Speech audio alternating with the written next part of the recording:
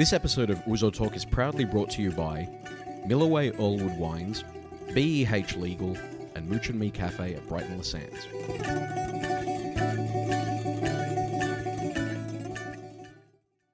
And we're back. Welcome, Nick. G'day, Tom. It's great to be back, mate. Episode 5. Can you believe that? Episode 5. No, I can't believe it.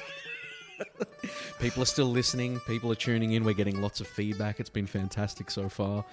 Thank you to everyone who's taken the time out to write to us and leave comments on our social media. It's been great, hasn't it, Nick? It's been fantastic, and people are reaching out to us via Twitter now, Instagram, personal messages, Facebook, even people in the street. I've noticed a couple of people have noticed us at Mooch and Me, looking at us, smiling, winking. I thought, I don't know these guys, but I don't think it's because it was a part of a podcast. Oh, it could be. I've heard it mentioned a few times, actually. Have you? Yeah, I have. Yeah, you guys on Ouzo, yeah. There you go. So it's happening. It is. It is happening, mate. It's the more shows we put out there, more feedback we're getting, and the thing is, people are appreciating it, and people are telling us, keep on going, tell more stories. People have been very generous with their comments, and we thank you all for that. It's been a big few weeks, as we say, for this podcast. We're also getting some very exciting guests coming up into the next few episodes from the entertainment industry. We're not going to, sort of mention who they are, but it's just on the numbers as well. We're actually nearly in 40 countries now, aren't we? Don't have the list with me, but from what I recall, Mexico, South Korea, Venezuela. I think we've hit every continent bar Antarctica now. So that's the next thing we've got to do. We've got to find someone to listen to the podcast in Antarctica, just to get the numbers going, don't we? So if there's any Eskimos out there, guys, or if anyone knows any Eskimos in Antarctica, let them know. Yeah. And look, interestingly enough, we've been getting mail from some listeners from all over the world. And if you do have emails that you want to send us, or you have a comment or anything like that, ouzotalk@outlook.com.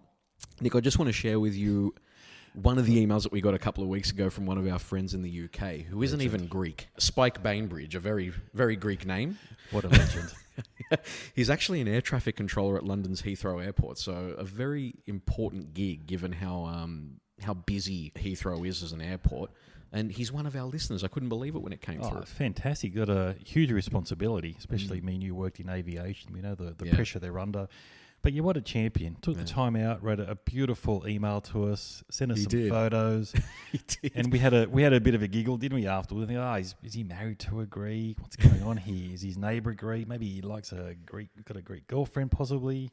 But he's such a big fan of ours, and fantastic, top bloke. So Spike, if you're listening, thank you so much for the email, mate. And we'll definitely produce some more shows, and who knows, we might even bring you on one day. Well, he said Kalispera or maybe Kalimera over there, guys. Well, at this point, it's Kalispera. Just had to listen to your first podcast, and I loved it. Forgive me if I rambled, but I followed your lead and joined you with a bottle of Plomari, which was fantastic. Maybe that's what inspired me to write. I'm a non-Greek Brit who identifies as somewhat Hellenic. I visit Greece on a very regular basis, normally with the wife, but sometimes with the boys, and fully intend to retire to the Peloponnese in a couple of years' time. He goes on to say how much he enjoyed the podcast and included a photo of the bottle of Plomari, as you said, Nick, along with some feta and some olives. And mate, Spike, we really appreciate you for the support, I can tell you. Nick, how good is it, honestly, to be able to get messages from people around the world now? Yeah, it is. And we're touching a lot of people around the world now, and they're showing their appreciation, going the effort to write in as well. So anyone out there, please write in, guys. We'll definitely give you a shout out on our next podcast. So, yeah, Spike, you're a champion, mate. Thanks for writing in. Not even Greek, but he's following in the steps of Lord Byron and so many other British philhellenes by going to Greece regularly and supporting great products, which is probably a great way to sort of segue into what we're talking about today. Today, it's all about wine, Greek wines. Nick and I love a drink, as you well know, everyone. But when it comes to wines, we really need some people who are sort of in the know, especially when it comes to the Greek wines. The way that we sort of think about it, Greek wines are very underrated globally to begin with, and we really want to change that because anybody who's tried a Greek wine rates it as highly as any other they've ever tried. The lands of Greece, particularly islands like Santorini with their volcanic soil and high mineral content, are perfect for growing unique grapes that make for really, really memorable drops, don't they, Nick? Yeah, definitely. And look, last time we were in Greece, we didn't try these wines. We thought, these are amazing. We'd never heard of these before. However, the last 20 years, there's been a huge resurgence with Greek wines, and it was only fitting we did a podcast on it. What do you think? Absolutely. We really want to raise the profile of these wines, because more often than not, you might go to a Greek restaurant out there, and they'll have a few bottles on there, and you try it out of curiosity just to see it, and we're always really surprised by it, aren't we? I think it was Steki I had one. I had a bottle of Santorini there. It was amazing. Yeah. We ended up going through 2 bottles, and I thought, where do you get this from? Do we have to fly over to Greece? And however, no, we don't. We don't, not anymore. No, we don't, and it's thanks to at least one of the guys in the room with us. So to help us with the chat, we have Con Ipermachou from Miloways Wines, who import amazing wines and Greek products right here in Sydney, and are one of our amazing sponsors, I might add. So Con, welcome, mate. How are you going? Welcome, guys. Thank you for having me on this show. Love to have you here, mate, and thanks for bringing in a great selection of wines. Yeah, I'll bring you some of the good ones. Thank you, mate. What did you bring in? Just quickly rattle them off. So basically, I bring 2 whites, 2 reds, the 4 grapes that are probably most famous, am I right? Most famous wines. So we're going to start with a Moscofilero in a white. Yeah. An Assyrtiko from Santorini, which you love, you can go Santorini. And then we're going to have an Ag Giorgitiko in a red, and Axino Mavro in a red. Fantastic. I can't wait to get into that. If there's anything worth knowing about Greek wines in particular, Con's the man to talk to, or his dad, Harry. As they say. Yeah. As we say now. Yeah. You are the man. But equally, the man sitting next to him, an avid wine collector among many other things, for the purpose of this conversation, Nick Andriotakis. Nick, thank you very much for being here with us. Thank you, Tom. Thank you, Nico. It's great to be here, and Chronia Pola. Yeah. To Nico. Cool, mate. Chronia Pola to you too. This for today. Να σας χαιρόμαστε. Great to have you here, Nick. And actually, before we go any further, one of our mutual friends, Nick, Theodora Yaniotis, who joined us for our discussion on the Parthenon Marbles, is actually sponsoring today's episode as well via her legal firm, BEH Legal. So for everyone listening, if you're thinking of buying or selling, need assistance with conveyancing, wills, powers of attorney, commercial and retail leases, or planning and heritage, get in contact with Theodora at behlegal.com. We're certainly going to be using her in the future because she's one dedicated individual who really genuinely loves to help people, isn't she, Nick? Yeah, she's a champion, and we've mentioned her previously. We sent her some emails, and she's the quickest person ever to respond to a document. And it wasn't even related to anything legal, but she's a champion. Look, if you're out there, in particular in the inner west, where there's a lot of heritage-listed streets and suburbs and houses, Theodora's at one-stop shop. She will do all your heritage specialist paperwork and requirements, as well as buy, sell a house, or even if you're renovating. She's the best person to speak to, in particular, cultural heritage. And just a lovely human being at the end of the day, and that's what you want to do whenever you're dealing with anyone. People in our Greek community, obviously very giving. Theodora is definitely one of them. Nick, what do you reckon? It's probably time for a drink. What do you think? I think we're long overdue, Tom. We need a drink. Fantastic. Let's do it.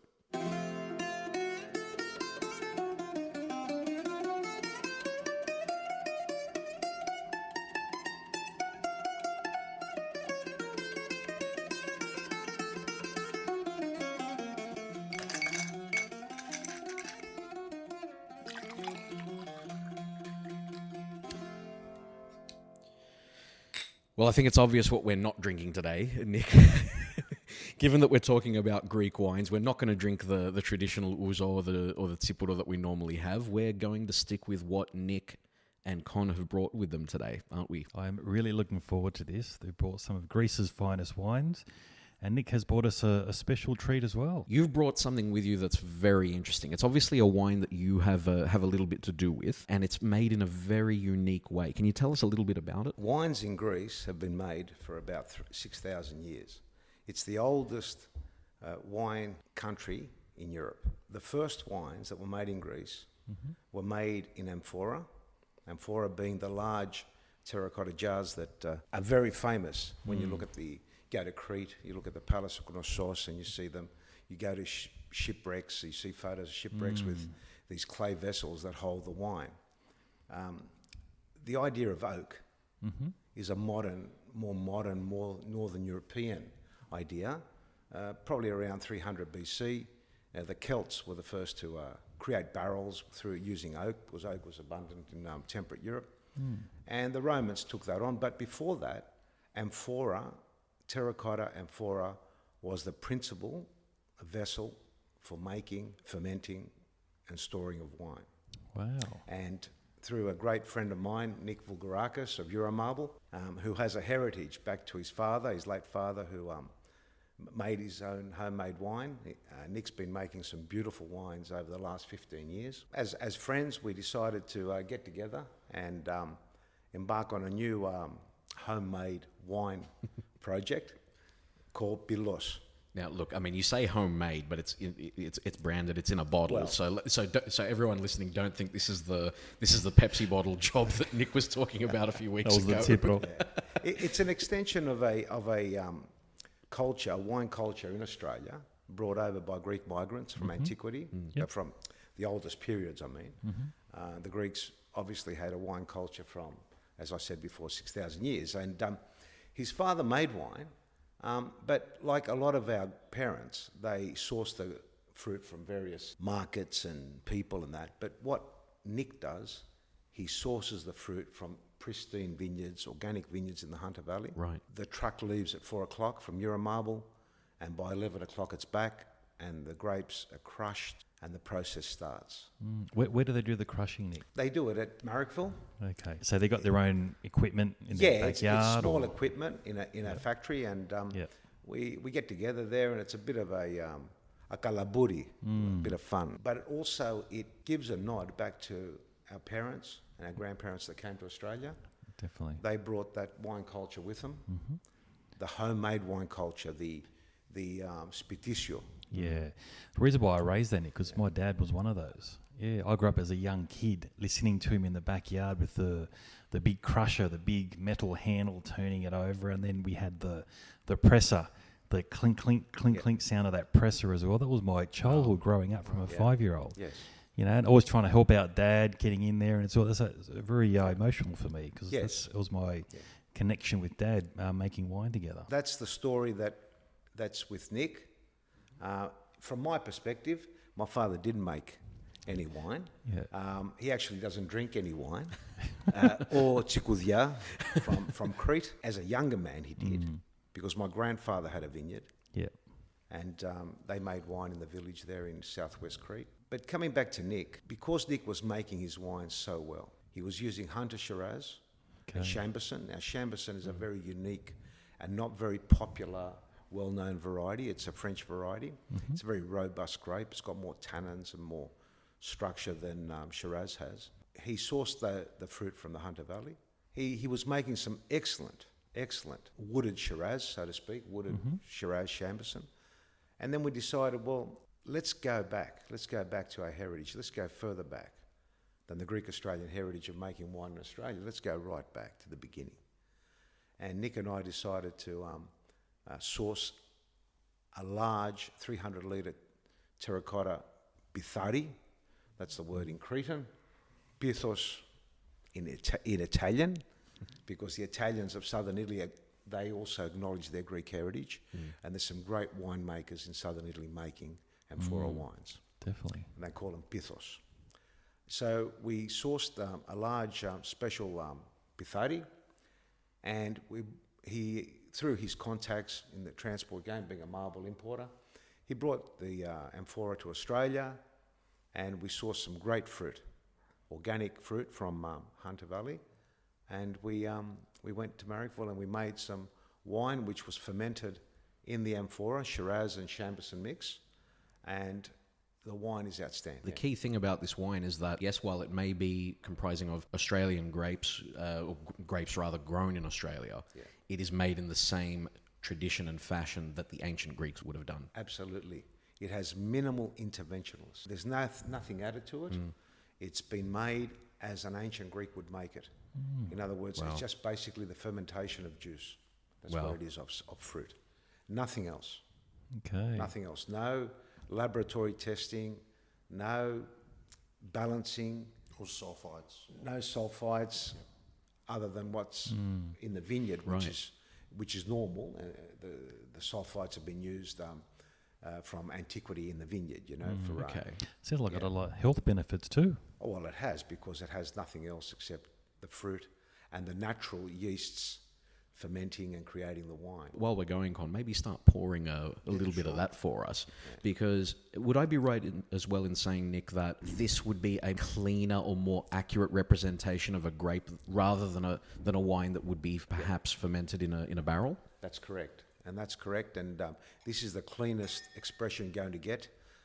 But it still has oxygen because the amphora is porous. It still allows some oxygen in. Yep. But it also allows an expression of minerality, Right. steel, Yep. bit of metallic, a little bit Sure. of metallic, but there is no oak. Yep. Now, what oak does, it imparts flavours of implied sweetness, Right. perceptive sweetness, like vanilla. Nick, I've got a quick question for you. Do you empty it from one container to the other? No. You see, as soon as it's pressed, Yeah. put we it in, Put it in the amphora. leave it, Yeah. and that's it. That's it. And What about this- all the sediment down the bottom? Okay, so what Nick does is he turns the cap, the kapaki, it's called racking, and he turns the skins float to the top and he pushes them down and he turns that on a daily basis. And over time, through the fermentation process, there is sediment at the bottom, but then we use a pump to slowly take the wine out and the sludge gets left at the bottom. Right. Yeah. Okay. So the way you handle this particular unit is very important. It's very softly approach. Yep. Ideally, we'd like to use a hand pump, but because we're garagistas, so we've got other jobs as well. So we use a small electric pump to get it out. Okay. And how long's the fermentation? So this particular one here has been on skins for only, I think it was about 2.5 weeks. Wow, is that it? Yeah, so that's all it has been. But next year we're going to extend that. Right. Now, the research we've been doing is that you can get some great additional characteristics from the skins. Yeah. Yeah, for longer. Everyone's sort of got the glass in their hand now, which, this is the longest lead into a drink that we've had, but It is. we need to savor this as far as I'm Yeah. concerned. We're looking at it, we're smelling it, we're So seeing we're the colour, giving we're it a bit of a- stirring yeah. it. That's right. Look at the colour. It's a young wine. It's less than a year old. Very But you deep. can see when you put your glass to a white background, you will see the rim is super tight. So there's a black colour there, and then the rim, which is the faded extremity, goes from black to purple. That's quite right, And that's actually. a young wine. Wow, All right, well, that is great. the That's Yamas, fantastic. thank you very much. That's the sound we want to hear. Sorry, boys, I cheated. Yamas, παιδιά. Χρόνια σας πολλά. That is fantastic. Wow. It's really smooth too. Very smooth. For a full body, it's Yeah. really smooth. Yeah. It is smooth because there is no oak in there to give it additional tannins. All the tannins are from the skins. Okay. I'm going to go out on a limb and say I prefer the fact that that it hasn't got those tannins from the bottle, from the oak rather. It makes it far easier to drink. Yeah, absolutely. That is just. Yeah. I've never had anything like that. No, Yeah. And this is a natural wine. Yeah, this is a natural wine, minimal interventionism, and I'm glad that we hit our glasses together, because that's my late father-in-law, Nikos Pertakis, had a great saying that the Greeks, the reason why they did the clinking of the glasses was that all the senses with wine were satisfied except for the ear. Okay. So the ears had to be satisfied. The nose was satisfied. The eyes were satisfied with colour. The nose with bouquet. The touch. tongue, Yep. with the taste and all the essences. But the ears were left by themselves, and that's why the Greeks Do the they clinking say of glasses. yamas. wow. Fantastic. What a story. I've got to say, I can't help but sit here and think that this is the kind of drink that the ancients would have been sitting around in a symposium, leaning back and drinking something like this out of those dishes that they used to have. How close do you think this would be to that sort of wine? It's as close as it's going to get. Wow. Except for the fact that the grapes are international varieties. Yes. And the grapes are from Australia, from a different terroir. Terroir being the climate, the soil, the altitude, all of those things. It plays a big role. It plays a massive role.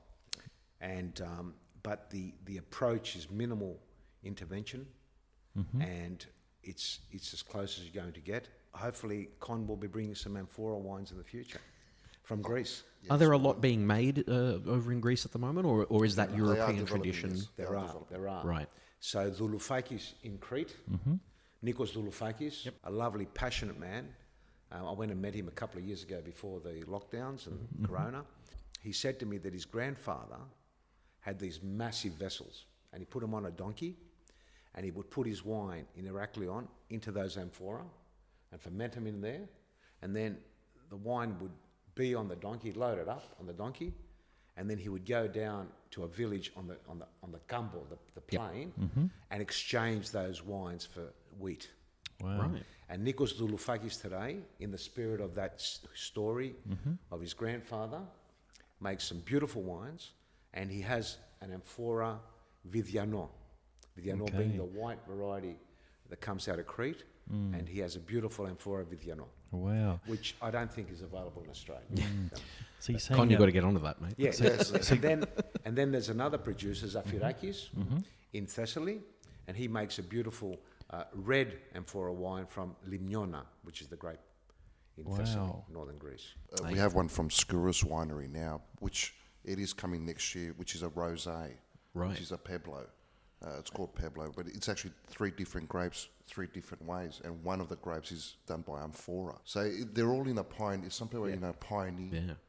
Or just experimental. Just on Skouras as well. I was actually there in I think it was in winery? 2019. At the winery. Yeah. So we it's went fantastic. down there, and probably some of the best Forward Greek thinking, wines. modern winery. You'd be surprised. A lot of people think most of the wineries are really backdated.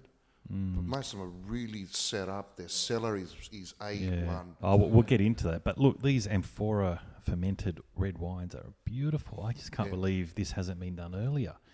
And again, this is another example of Greek wines, how good they are, Tom, and no one really knows But about it's also this. production and yield. So it depends how much amphora can produce. If it can produce over 100,000 bottles, is it viable for them? Right. So it never Most gets here. winemakers is actually the passion. Yeah. It's only the They're doing it families out that of love. produce it. Yes. Yeah, that have They're it. doing it out of love. Because some people do operate as a business. Some wineries actually want money. Other people is more, I want the awards, I want the recognition, I'm doing it out of love. Yeah. And that's what you got to look for. Like this. Has there ever been like a stop in amphora wine production in history? It always or- existed. It always has. Yeah, it's always been. Even in certain villages or homemaking techniques. Right. Or home wine making. If you go to Tsiporon or that, they still use clay or instead of using Look, I'm just blown away, Nick. It was just the way you just described how you made this wine. It sounded quite simple. Yeah, it But is. the taste is, this It is is. like a $50 Yeah. bottle of wine, maybe It is. more. Wow. It's How much you would have paid at a restaurant for it? Oh, if I paid 50, I'd be happy. You know, 100. It's quality. It's so smooth. If you add mixed labour to it, it should be paid. Oh, whatever it is. When you go to a restaurant and you spend $120 a bottle of wine, you probably wouldn't taste this good. the unfortunate thing is that there are some things in life you can't buy, and you can't buy this wine Yeah. because it is made for personal consumption. Yeah. However, we're happy to advise and help people if they want to in the future work out how they can do it. We're happy to do that. That's all. Yeah, fantastic. We feel privileged that you've brought the bottle here to begin with. Thank you very much for sharing it with us. And I feel as though this is a great way to start the discussion. This is where it all started, as far as, well, at least ancient Greek wine sort of started. It's a great way for us to sort of segue into the future. But before we do that, Nick, obviously you've got a little bit of a background with wine. Can you tell us a little bit about what you do? Obviously you're an avid collector, as we said before. How did you get into it? Well, I must have subconsciously got into it when I did Holy Communion. Right. Okay. So, but no, I think it evolved because my father-in-law, he liked wine, and obviously once I met my wife and that, we did a lot of pareo, and he was, and it started from there. Yeah. The other thing was, in the background of my family history, I had a grandfather who was a guerrilla fighter in Macedonia from Crete. Wow. The Cretans went as volunteers. Of course they did. Yeah, they went as volunteers. Any excuse. Because Crete, when the first Balkan War started, Crete wasn't part of Greece. So they couldn't wear the Greek uniform. However, northern Greece was attacked by a lot of different peoples, and they went there. Thousands of them went there from Crete. My grandfather was one of them. Wow. He came back later, went to America, Utah. Eventually he left America and he came back to Crete. and then our story there. But he planted a vineyard, a Right. small vineyard. If you allow me, I want to just recite a poem, Sure, go for absolutely. it. based on that. And that poem, I wrote it in 2006. I drink the wine of time from grandfather's vine, planted by a hanged, long perished. So we in peace may toast to a son of Greece, fighting for freedom at Venizelos' call. At end of war, no place to march, no medals or parades, only a vine on a Cretan mountainside for a hero to plant. Beautiful. Fantastic. Bravo, Nick, was beautiful. Absolutely. Bravo, So- mate. Well said. Love That's something that came from that, and then eventually it evolved, and then I started to collect wine. I went to Miloways Wines, was one of the first places I went to.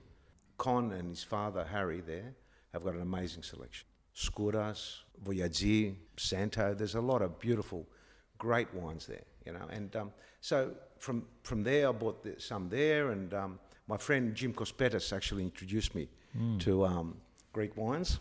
Jim had his 50th at the old 1821, and now he has MIM, made in Mykonos by 1821, and he introduced me to Alpha Estate, a Tanit 2007 vintage, and I was blown away. Wow. Blown away. So how And does it that's how compare? started. How does it compare? Obviously, you would have liked wines, the fare that's more readily available in Australia. Did you start comparing the wines that you were drinking to the Greek wines that you had just discovered? I didn't do a comparison. I basically said, well, these are the wines in this country, in Australia, and these wines come from Greece, a different place, a different soil, a different climate. Australia's a massive continent, and it picks up a lot of different climatic conditions. Greece is a small place, but even though it's a tiny place, it has an amazing diversity in microclimates, in grape varieties. There are some well over 300, maybe 350. Yeah, it's around 300. Yeah, indigenous grape varieties that are Nowhere else in this world. found nowhere else Sorry, on the Nick, planet. I just had to repeat that again. 350 indigenous grape varieties Grapes in are Greece. just found in that country. Wow, 350 Greek, only in Greece. Yes, only in Greece. It's unbelievable. And look at the landmass of Spain. They probably have 600. And look at their landmass to them compared to us. Well, Greece is, 2/3 the size of New South Wales? There you go. Perspective. That's how small it is. However, the unique thing about Greece is it has half the coastline of Australia, right? And no place in Greece is further away than about 80 or 90 kilometres Wow. from the coast. Very good point. Massive mountain ranges, Yes. massive isolated valleys. Yeah. Crete, in its own right, which I know very well, has more than 20 peaks over 2,000 metres and 100 gorges. And many people would know that the biggest gorge in Europe is the Samarya Gorge in Crete. So all of that diversity, the closeness to the sea, the elevation, and then let's not forget the water. The majority of Greece's water is not running over the land. The majority of Greece's water is artisanal. It's coming from springs. If you go and visit the villages of Crete, there are villages, clusters of homes on mountainsides because there's a spring there, a spring of water. right. And then the houses get created around the spring, and then they start to create these channels to be able to create crops and so forth. Now, the vineyards are fed by these spring waters. Yeah. And these spring waters contain minerals.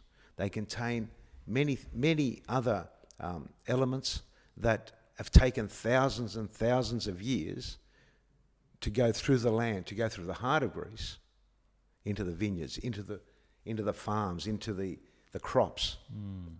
And there's a special uniqueness there that you're not going to find in irrigated vineyards. Greece has so much to offer. So that's the difference. The terroir, Yep. the land, the minerality, there's so many things there, the climate. It's the same sun that Apollo used to pull over a few thousand years ago. Look, I think we need to bring Con into the Absolutely. conversation now, because Con, I believe you've travelled through Greece as part of your role in importing, Greece's finest wines. Absolutely. I think it's vitally important. You need to see the winemaker. You don't have to see his actual winemaking technique. That's you have to see their vineyards, how they pick in September or late October, when they actually pick the grapes. Try their wines with the winemaker. It's very, very important. I mean, yes, it is a business, but you're also doing it out of love. Yeah. But you want quality as well. You want quality. And I refuse to get anything that's not good. Yeah, but that's the thing. Consumers, we're such spoiled with choice now. If it's not quality, we're not And don't interested. forget, Australia produces its own wine. And a lot of it. So if we're going to bring something different to non-Greeks, why won't we bring the best out of Greece? Absolutely. Yeah. So it's quite a big responsibility for you as well. Absolutely. As one of the main and then importers. you're paying a lot of taxes, you're paying a lot of duty, so why bring something that's half bad? I'd rather pay the money, and you might pay a few dollars extra, and you're going to get something that's quality. If not, that's won worldwide awards or decanter. Look, a lot of Greek wines in general, not just our wines, a lot of wines in general, they might be in decanter, and they're getting gold medal. What are they? Other Greek wineries, even the wineries we have here, like Vasaltis has won an award. Let's talk about that one. Bring that which up. is from Santorini, which my is an favourite. Assyrtiko. Assyrtiko, again, that is the most famous grape out of Santorini. And why is that? Well, yes, it's the way it's produced as well. It's quite different to a lot of wine-making techniques. So usually when the vine is upright and the grapes are hanging down, and they're also based on a line, and then they go and pick. Is it true that it's the only place they grow that particular wine, that particular grape? They do grow it in the mainland, but it is a Santorini clone. They have to steal the clone from Santorini, and then they can produce it. They can't have an indigenous Assyrtiko, say in the Peloponnese. They have to grab the grape, and then they plant it. They have to plant it in northern Greece or southern Greece. And also the way the grape has been cultivated. So it's actually like a bird's nest. Right. Okay. Yeah. So it's like a circle bird. So instead of being the vine upwards and the grapes are hanging down where they pick, it's actually like a circle, like a bird's nest. And what's that the is idea cover, behind that? Well, it's to cover the Mediterranean sun during the summer. Okay. So it keeps the grape cooler, so the leaves are covering it.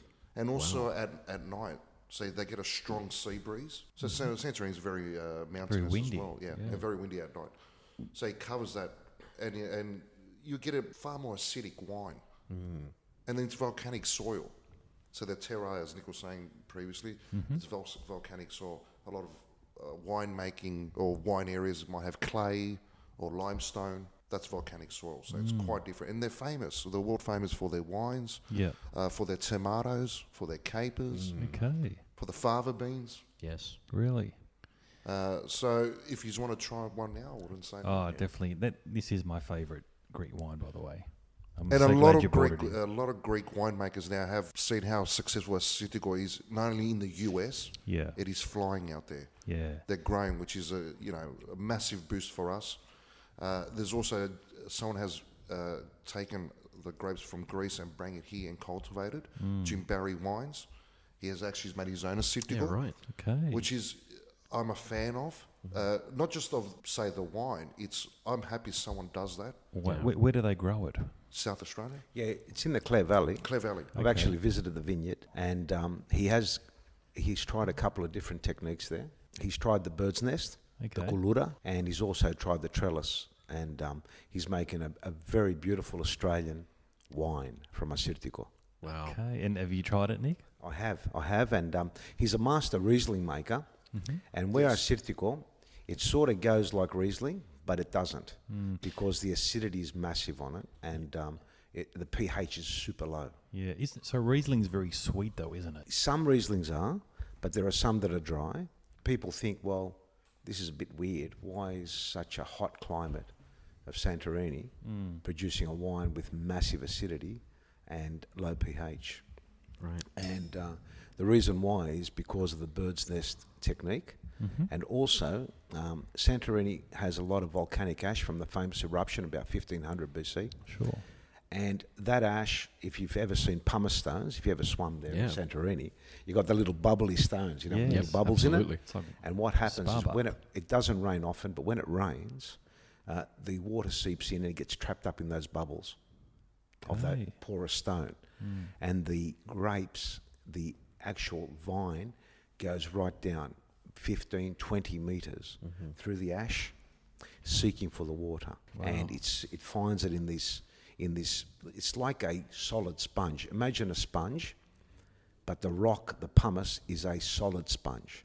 It still has the air bubbles, which are full of water, and that's what the vine was looking for. Oh, wow. Okay. It absorbs the water out of that. Yes. Is it fair to say that these vines need to work a lot harder as well Yes. in that sort of environment? It is a harder winemaking process. Yeah. Right. And the labour, unfortunately, the younger generations aren't getting into it. So you see a lot of Right. older farmers. It's either too hard work, and it's very expensive. I mean, even for them to sow, the farmers have to sow the grape Right. to the winemakers, right? And this issue is specific to Santorini, or is that a trend happening Well, across Greece? do you it's think? more specific. No, it's a trend all over Greece. Right. So the younger workforce is not doing it, or they have to bring outside workforce, whether it's from Albania or other eastern Yeah. countries, Eastern European Bring countries. in workers. Yeah. It was an issue when I was in Drama. They couldn't find the staff. Right. The staff was over 80 years old. They're getting old. They can't keep on Yeah. going there and na gladevone Yeah. da belja. Yeah. Right. It's a young man's job too. We've each got some now, and Yeah. everyone's having a smell I as know, well. guys. I think we should just do another quick toast. Just in I the really yummers. want to have a sip of this. Yeah, absolutely. Cheers, guys. Cheers. All right, let's have a little bit of the Santorini wine. Yeah, that's beautiful. Look, it's very acidic. That's why I like it. That's a classic Santorini. So And that it's dry, acidic, Yep. beautiful, a winemaker And allows that on salty. its lees. and a little bit salty. Salty. Yes. Salty. Yes. Yeah. Why is that? That's from the terroir. That's the minerality. Okay. That's the minerality. From the volcanic. Yeah, the super unique terroir. And he leaves it on his lees. So the lees is more like all the scrappings. He allows it on its lees for another 6 months, which a lot of winemakers discard that. So they're not going to be making a lot more money. Yeah. So just So it actually costs him more to do it. Yeah. But he forsakes for quality. What we have here is a super unique wine. The Assyrtiko wine has been made on that island for thousands of years. right. The environment is so hostile that phylloxera, which has destroyed the vineyards of Europe over 100 years ago, so even the French vineyards, all the famous Grand Crus and everything, are not original vineyards. They are American roots that they imported over 100 years ago, and they then transplanted their remaining sick vineyards onto those American roots. Wow. Whereas the Santorini vineyards are original roots. Phylloxera can't live there. Even if you imported phylloxera to Santorini, it will die because of the hostile environment. The acidic soils, the dry, hot summers, and yet what an amazing wine. Yeah, amazing. What an amazing wine. So this wine, if you find it in the shops, if you go to Milloways or go anywhere in Australia and find this wine, don't look at the price. Yeah, just Yeah. get Because you can't buy well worth history. it. Yeah. You can't buy history, you have to earn history. Just tell us again, Con, what's the name of this wine again, so everyone. So Vasaltis is the winery. So Vasaltis winery, and it's Assyrtiko. Assyrtiko again is the grape. Is the grape. So and you always look out for the red label on top. There's a tag which is government controlled, which is telling you it is from Santorini. So it's like So a it's very quality important control. too. So some people might write a Santorini as a marketing ploy, but always look out for that red label on the top. It's a tag. Great tip. Yeah. Do recommend seeing that. Yeah, what we'll do, we'll take a couple of photos, Tom, and put it on our Yeah, social absolutely. media. Just quickly with Nick's about grapes. Even Santorini had a grape called Mavrodragano, which is a red. Okay. And that was close to it was extinct. It was extinct actually, and a winery called Sigalas, Paris Sigalas. Yeah, Paris, the mathematician. Yes. See, we're wine lovers as well, so we're not going to just. I'll talk about every winery as No. well. He actually reintroduced the Mavrodragano, Yeah. and which a few people are doing it. Even Vasaltis is producing one. I was allowed 6 bottles, believe it or not, Wow. for all of Australia. Wow. Yeah. Have He you said, got one of those in your I've collection? got Nick? it in You wouldn't my- have sold them. No, if you went to Santorini and you went to his winery, Yeah. you Tom, were you able can't to find it. purchase it. Really? You can't find his stuff. can't. So who's worth paying €100? I reckon Nick's got one in his cellar. He just said he hasn't. I had one Mavro Trajano. There but was a it's- Mavro it's Trajano. been drunk. Yeah. Oh, you have really drunk it, have you? Oh, okay. You have got a bottle, but it's empty. But it goes to show how much effort. It goes to show how much effort is involved. Here's a guy out of nowhere reintroduced something, and he's given it to the rest of the wineries of Santorini. So I think there's around 7 or 8 wineries in Santorini. The big one's the co-op, which is just the local farmers. Which is great. And back to Jim Barry. What you see in a restaurant, so if everyone goes, I want to get a Jim Barry Assyrtiko, it's Australian, I want to support Australia. Once they try the Assyrtiko of Jim Barry, you know what? I want to try the mum. I want to try the mother. And that's what we're aiming for. So to us, he's actually advertising for us. That's what he's doing. Yeah. How close is it? How close is it to this? Do you think? Look, it's close to a Riesling Jim Barry's. Because he's a master of that. Yeah. And it's a different terroir, so it's a different climate. But he's one of the top winemakers of Australia. Yes, he is. Is that what you would so- compare this to? Yeah, so Peter Barry, Jim Barry is his father. That's the eponymous winery. He's got his sons there as well, and we visited the winery, and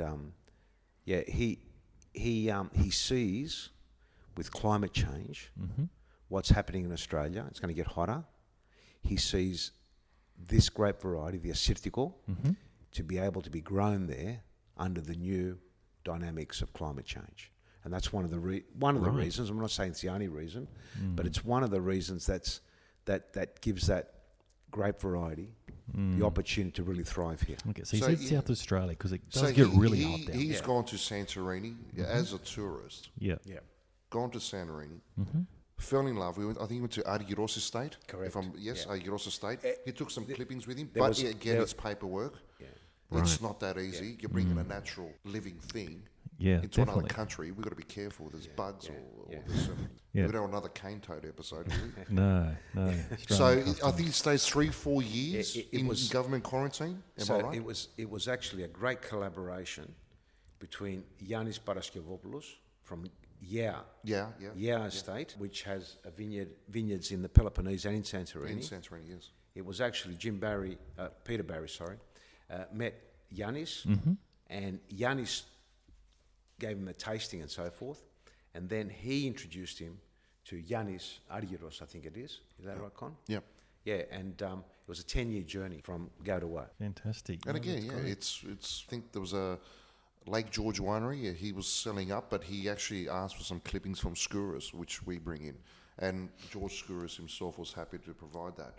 Yeah, right. And that's in Canberra. And is there a lot of that sort of sharing of knowledge happening If they're both wine lovers and they're actually passionate about it, I think they will share each other. And it's nothing wrong picking someone's brain. If he's got a better way of making his wine better, they're going to do it. Because at the end of the day, it's raising the Greek flag. So it's raising awareness. So there's some collegiality between makers, in saying, this is what I've sort of tried. And Some don't talk the Greek way, of course. I want to speak to him. He's a malaka, or that guy's a malaka. Okay, but that's everyday thing. But for example, we did an episode a few weeks ago on the bouzouki, and one of the things that we discussed, we had a Peter Apostolidis, who's a bouzouki repairer and makes his own instruments as well. One of the things that we discussed was the fact that a lot of the makers swear that there are secrets in terms of how to make an instrument or not. Of course. There are others, though, equally, who say there are no secrets. It's all about, actually doing it, being involved in it. Anyone can learn how to do it. When it comes to this, do you think that people are holding on to these secrets, and how? They always will. Every winery's got a certain way of making it. Right. Of making their wine or their special wine. There's an ego too. Of course. And absolutely, I won an award, you didn't. But in general, in promoting the Greek wines, they're all for it. I mean, last year, because of COVID, obviously they'd not travelled. We have New Wines of Greece, which is funded by the EU. Right. And you'll get 18, 15 wineries coming at once, and we'll do a road show. So you go from Sydney to Melbourne to Queensland, and all of them are promoting Greek wines. Yeah. As much as I'm an importer, it was so special for me when they're saying to me, okay, who's in your portfolio? I got this guy. You know what? Go and see him. He should be in your portfolio. Yeah, right. So they're doing it to help me as well. Yeah. Because they know, well, okay, get Con to do the regions. So get him to go from up north, go south, go to island to island. Okay. which is in value. It's gold to me. Is any way you could describe to our listeners what we're drinking here? Tell us, is it a dry wine? Give us a bit more detail. Assyrtiko is more of a dry wine. It's a very acidic wine. Very acidic, dry. You get a lot of citrus flavour with this one. Again, most people that do know about wine, it's allowed 6 months on its lees. Lees, just generally speaking, it's like the clippings and the dry yeast as well that stays with the wine for 6 months. Again, Santorini is something that is a low yield. As an importer, I'm certainly allowed an X amount allocation. It's not 1 million cases a year. It will never happen. You're gonna have It to can stash never, it can never few go for me. mainstream unless you get into a cheaper blend. Sure. So when they say Assyrtiko, it's a straight Assyrtiko, and you get the red tag, which meaning that it's government controlled. Yes, you can sell a cheaper Santorini, but it's blended. Yeah, Right. We don't want. But back to that. But so you do see a lot of citrus and a bit acidic, and you can probably smell the volcanic, the volcanic soil while you're drinking. And honestly, who would not have seafood with this wine? That was going to be my next question. perfect. What would you pair this wine You with? got to do seafood. I'll have this with a fried bacalhau. It's called that. Like it's that because it's that rich. It's that heavy as it is. Yeah. It's perfect for me. Sea urchins, and again, if you go to Santorini, do travel to the wineries because they have restaurants themselves. They know how to pair their wines. We can say seafood, but some people say, "What's seafood?" You know, What type of seafood? Yeah, you're right. they'll know, and they hit the nail. And So- please travel and Santorini's got maybe 8-9 wineries. It's worth a visit to see all of them. Con, I'm just going to come to you. So make sure you put a few bottles away. Okay. I know they're very Christmas scarce. is coming up, mate. We need some for ourselves. We need some for ourselves. Well, how many bottles do you go through usually, like for yourself? Is this one of your favourites, for example? It is one of my favourites. I prefer to have it more in the festive, Sure. where I can enjoy it with more people. If not, I like my whites a bit more light, but that's personal taste. But when I have people over, I like them to see what a Santorini is. Yeah. And then they'll say, how much is that? And we'll tell them the price, and they're going, I want to buy that as well. Yeah. It's interesting because everyone that we speak to, and I mean, you and I have had this discussion as well, Nick. Everyone's got a story about a Santorini wine. Like I went over there with my wife in I think it was 2011, and we were given a bottle of wine by the hotel that we were staying at with a fruit basket and all that sort of thing. And it was, I mean, we don't even remember which wine it was, but we sat there and both of us to a T, sitting there by the caldera and whatnot, and we just said, this is the greatest bottle of wine we've ever had. Now, how much was to do with the scenery and the company, I don't know. But it's all about that memory. It's the taste, the flavors, pairing it with the fruit as well that we had there as well. It was just fantastic. And you've got stories. You were telling me stories as well, Nick. I mean, everyone just seems to have You'd a be story. surprised how many emails we get. We were in Santorini in 1987, and we first time eloped. And I wish you can have this wine. Here's the photo.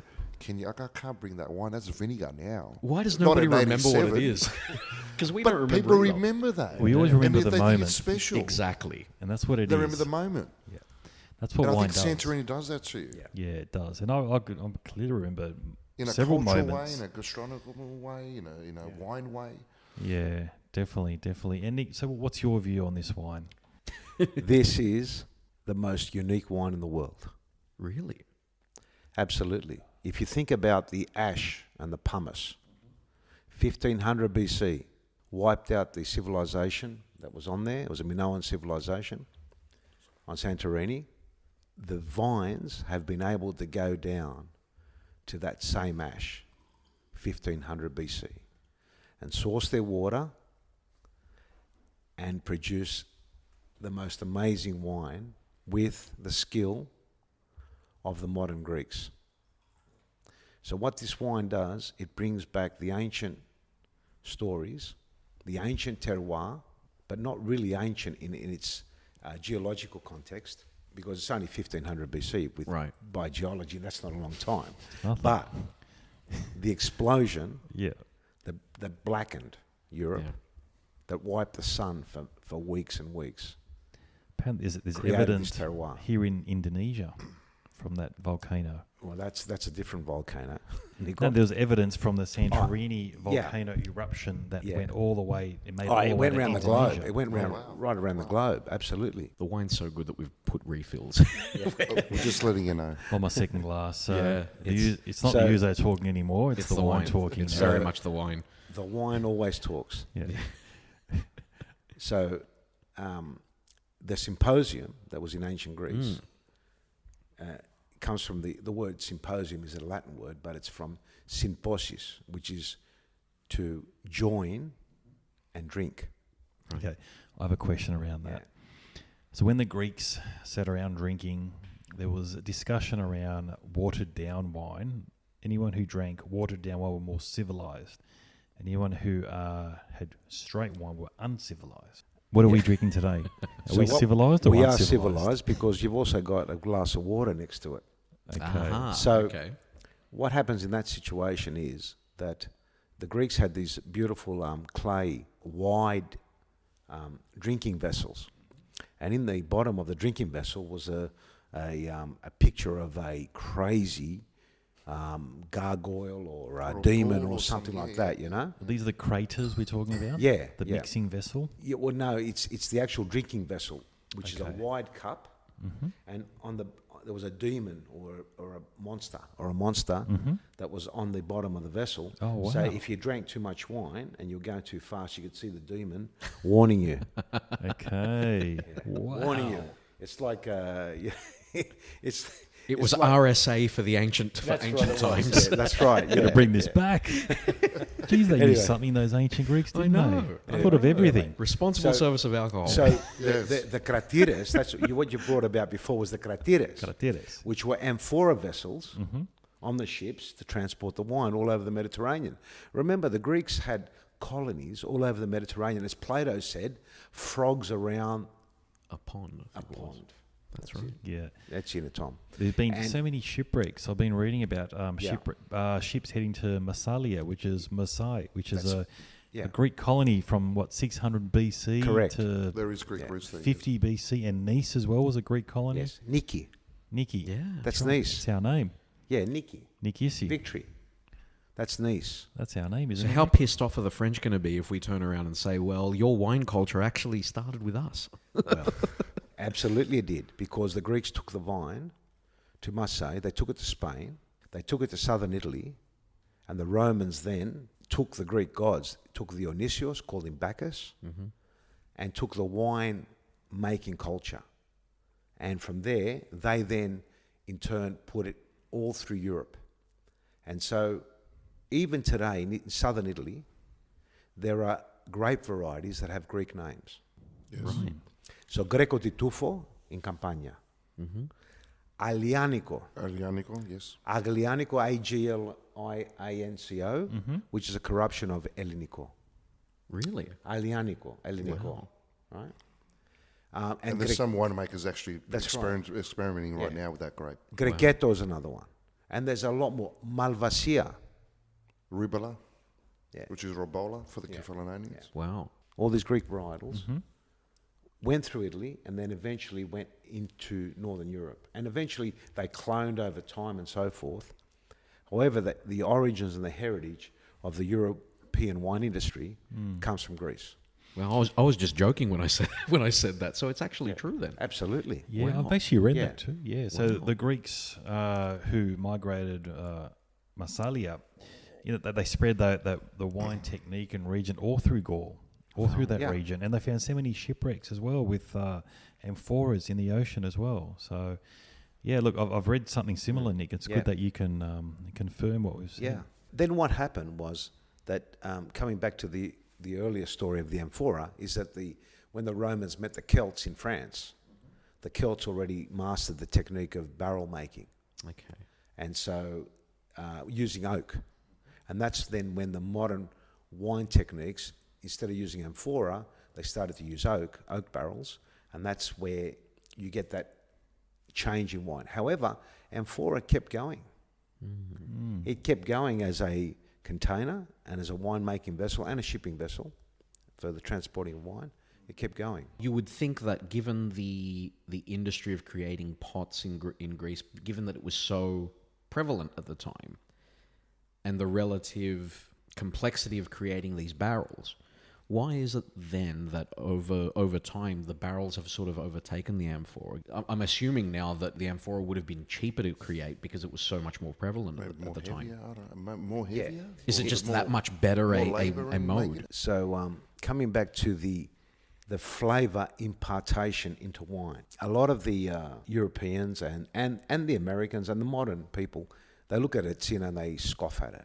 Yeah. Yeah. So the Tzina is one of the most famous of the Greek wines. It's been going for thousands of And years. still will be here. Yeah. So the Greeks use resin to seal off the amphora. So they get a rag, like a cloth. Yeah. They would boil the resin from the pine trees down. They dip the cloth into the hot liquid resin and seal the amphora off with it, and then tie a string around the lip and then transport. And that's still their wine. And they'll be infusing the wine. And that's the right. origins of That's the the Tzina. origins of the Tzina. Wow. Now, you could also argue that oak barrels do the same thing. They also impart flavour into wine. Yeah. So the tannins, the phenols in wood, add flavour or intervene Right. in the characteristics of wine. So why is it a Tzina looked down upon as a flavour additive and oak is not? Very So good I question. disagree with that. I think they both have their place. And Absolutely. Tzina has got a great resurgence in Greece. And they're coming more premium. If you look at Gekripari, is it Dakri to Pevku? Levki to Dakri, Pevku. there, yeah. Dakri to Dakri to Dakri Pevku, Pevku. That is outstanding. As they say in the classics, Tom, Yeah. Mysterio Prama. Yeah, Mysterio Brahma. Absolutely mysterious. And these are premium Retsina. And he does it in a rosé. He actually does it in a sparkling. Really? Wow, Okay. Yes. sparkling. Yes. And they'll pay, and some Yeti might say, $30. For a Retsina, I can get my Malamatina or the Lafgiotti for 2 litres. Do the maths. You said $3. No, I'm not. I'm sure you've heard it all. This is Colin. quality. Yeah, but I don't have a problem with that. That's what Yeah. they know. We're not going to target that type of one. You don't target, or the Santorini. You're not going to target an 89-year-old. Maybe my father, because he's involved in the business, and he knows what I'm bringing in. He goes, "What'd you bring?" I still like the other one. Yeah. But he's never going to say it's not a bad wine. But you're not targeting that, and Retsina is okay. Yeah. I'll tell you what. I'll tell you a quick story. If I was when I was in Corfu, and my auntie's got a restaurant in Corfu, Good island, beautiful taverna, and Absolutely. got all the Inglesi there, and the Germans there, and the tourists. My cousin brings out a 2-litre bottle. I polished that myself, and I thought it was the best day of my life. Wow. Was it the atmosphere? Was it my family there and my cousins? There's Was it always the something, food? There's always I something don't about know. a good night out. You always remember what you were drinking. Well, let me Yeah, and I remember. Next day I didn't remember, but Let me tell you. you So do now. all of us have probably had that experience in Greece where you go over there and you're going to try an uncle, a friend, whoever it is. You're going to try one of their wines. I mean, it's pretty rough. However, there's a much higher ethanol content in a lot of these wines. We've all had them, or they have too much sugar. or that. But again, it's all about the memory. It's all about those moments spent with family. It's all about that lunchtime where it's not served in a wine glass. It's served in effectively a Scotch glass, and you have one of them or two of them, and then you're legless. Well, in the modern winemaking business, they use labels, they use critics, they use stories, marketing. Yes. When you sit down in Greece with a relative, a friend, a patrioti, horiano, whatever, and they tell you a story that has the same validity as the marketing that you hear in the Western world. And while the wine mightn't be as polished, it mightn't be as accomplished, it's just still as made with passion, Yep. with love. It still has that water It's that's just as percolated down through the soil stratas, through the geology of Greece. It's still stored in a dark room in a house.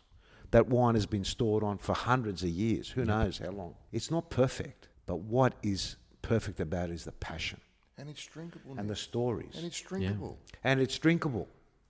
It's drinkable. Definitely. That's what we say. It's the Greek wine industry is so untapped, undervalued. There's so much quality out there. And again, like you said, the story, there's a lot of history behind these wines. And it's not just the history, the story, it's the quality as well. And unfortunately, I think Greeks aren't good at that. We're not good at selling ourselves or selling our products. It's more about, it might be the philotimo gene. You know, we share it amongst each other and we don't boast enough about it. I don't know what it is, but I'll tell you what. having Look, this Santorini wine, sorry, Con, Yeah, but go for it's it, go just for fucking amazing. It is. Again, I could tell you It lots of is. stories about this. I've had my second It glass is, here, and you and it's haven't not the seen wine nothing talking. yet. You haven't seen nothing All right, Tom, yet. it's not the wine talking, okay? You haven't seen nothing yet. Like it's. Well, I'm keen to try your next one. I We've mean, had Look, you got 1,300 wineries in Greece. You got a lot of wines to try.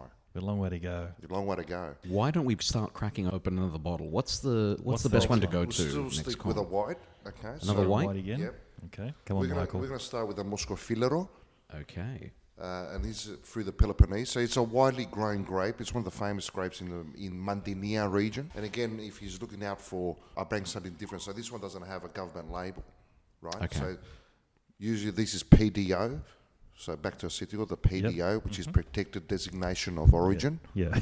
We're going to a PGI, so it's a protected geographical indication Yeah. that it is from that area. So yes, it is in the Peloponnese, but not in the Mandinia area. Yeah. So it's in the surrounding areas. Sure. Okay.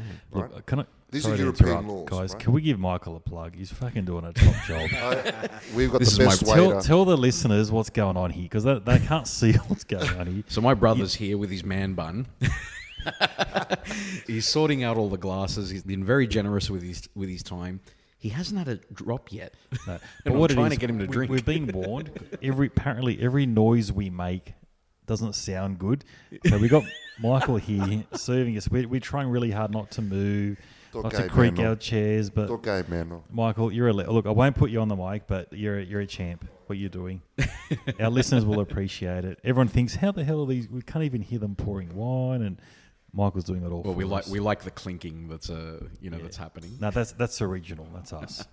Everything else, the pouring is Michael. All right, so we've all got So our we've got a glasses. Moscofilero Okay, here, what do we right? got? So Moscofilero, it's one of the okay. big grapes in Greece for white. Sure. And like I said, it's found throughout Greece, but predominantly in the Peloponnese. So it's a Moscofilero, so musko, which means smell. So it's a very floral wine. It's a very light, very crispy wine. It almost smells like rose water compared It's to the very other floral, one. yeah. Whereabouts in the Peloponnese? The winemakers in Argos, it's Arcadia, I think he's... Yeah. Arcadia, yes, it is Arcadia. So Mandinia is just south of Corinth, and this great winemaker, George Skouras, is located in Argos, but he sources his grapes from the surrounding region. But because Mandinia is very localized, he also sources his wines just outside that. And that's what Con was explaining before. This is a beautiful wine. This is acid, it's crisp, it's got great bouquet, Boys, bouquet. I have to try it. And like we said earlier, I want to taste all my senses. We need to do a clink. Yep, absolutely. 4 senses are covered. Now I need to hear it. Yeah, must be Here there. we go, yamas. All Yeah, right. beautiful. So it's very light, very easy. Yeah. That is really good. Yeah. That's very good. And who makes that one, did you say? This is from the Skouras winery. Right, okay. Shit, that's I'll good. give you a rundown on him. He's good actually people he's at actually a Skouras. Greek. He's actually the president of the Greek Winemaking Association of Greece. Right. He actually fought for all the Greek winemakers when they were going to do a tax during the financial crisis. He actually headed Parliament and talked to them. Don't do this. We're trying sorry, to. It's bad enough as it is. Yeah. No, this wine is fucking unreal. So he's a bit of a pioneer. Yeah. He was the first to do screw cap in Greece. Okay. And he got rejected. People were laughing at him. Go, what kind of wine are you giving us? Xidi, isn't it? Because the Greeks thought having a cork, it makes some sort of prestige to it. Yeah. So that Where must have we've- been a jump. We've had screw cap in from the 80s, Yeah. if not late Yeah, yeah. 70s, It was late an- 70s. It's actually an Australian invention. It's Australian Really? invention, Is yes. it? To do with the Hunter Valley Semillons and the Chardonnays. Wow. They were Okay. losing about 10% of them, and That's right, through that's cork. how. Yeah, through corking, through cork. So there's various bugs, bacteria in cork, and they create cork taint, and they lose the wines. And They developed a screw cap, and that solved the issue, has it? absolutely, Yeah, right. absolutely, yeah. Yeah, Used to so be he was Aussies. the first, and he got knocked back. Now it's okay. We'll send that out to the Australian market, to the American market, because that's what they're asking for. And in Greece, it's actually they consider it a cheap wine. If it is in screw caps, so they'll keep it to some hotel groups. It's quite different. It's a different market. And he was the first to blend an indigenous grape with an old world grape. Which old world meaning your Cab Sauves, your Shiraz, your Chardonnays, your Sauv Blancs. I can't get past how good this wine is. What type of grape is it? Muscofilero. Muscofilero. Yeah. Muscofilero. Okay. Moskos. Very dry, a little bit sweet. A little bit sweet floral. towards the end, but it's a very floral, So- aromatic Very wine. floral. So for all Not as salty. all though. the Greek Australians that love Asian food, this is the one. Yeah, actually, you know what? Yeah, that's a great. So the Yes, most popular cuisine in Australia is Asian cuisine. Now that's a long bow. I'm drawing a long bow there. So that includes the Vietnamese cuisine, the Cambodian, Thai. and the Chinese. But Chinese is another long bow. But yeah, Thai. If you can find a BYO, go and get one of these bottles. Okay. Take one of these bottles to a great Asian, Vietnamese BYO Yep. and have this bottle. Okay. How about a Straight to salt and pepper Miloways. calamari? Yeah. Or exo And- pipis. I'll do Yeah, exo that's pipis it. with this. Bloody hell. Yeah. Absolutely. Yeah. Where are we going, Tom, tomorrow? Yeah. Going to Miloways. Wherever you like. So when you go, Con, open up early. with when this you- bottle, anywhere you want. Actually, don't release his podcast yet. I We'll can't tell you sell when. alcohol after 10 o'clock, so you're going to come after 10. Okay. We'll let you know just before we release it. We'll turn up first. We'll stock up, then we'll release this podcast. Yeah, exactly. So when you go to a Vietnamese restaurant or a Chinese restaurant, the Chinese, the Vietnamese use the description of Greece as we would use it. Really?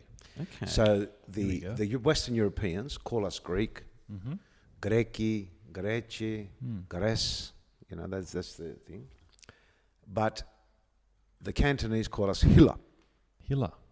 Is that like Hellas? Bravo. Okay. And the Mandarins call us Shilla, right? Which is like, again, They can't say H. yeah, that could be it. Or they have a H sound. So in the alphabet. so when you drink this wine, you are pairing one of the oldest civilizations of the East with the oldest civilization of the West. So when you go to an Asian restaurant, you have the food from the oldest civilization in the East with the wine from the oldest civilization in the West. And that is a great match here.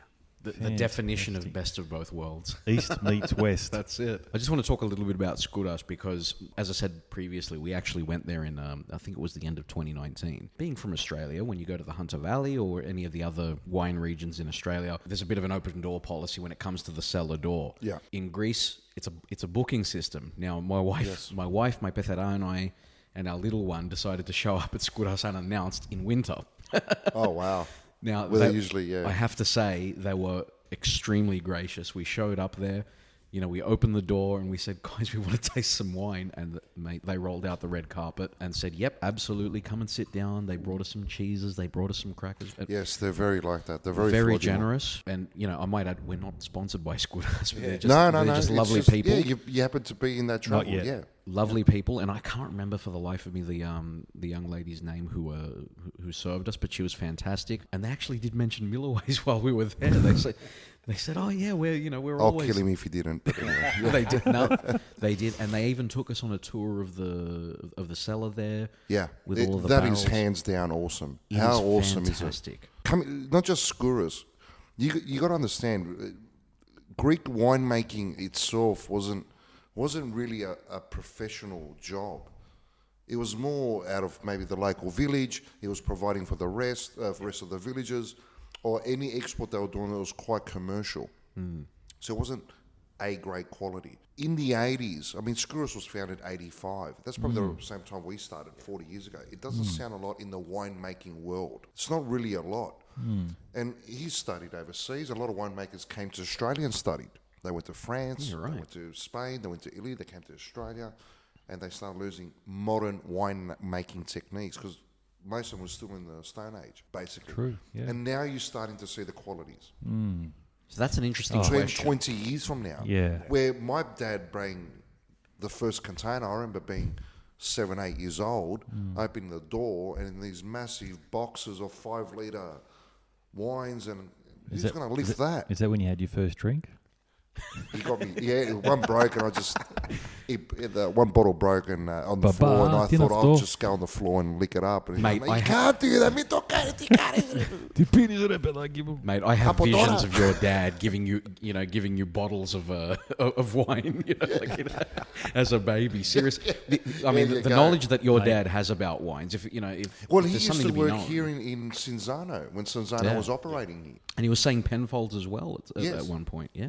So there was a bit of winemaking in himself, Yeah. and obviously what we're doing for importing for our business as well. But So go on, tell us, how old were you when you had your first wine?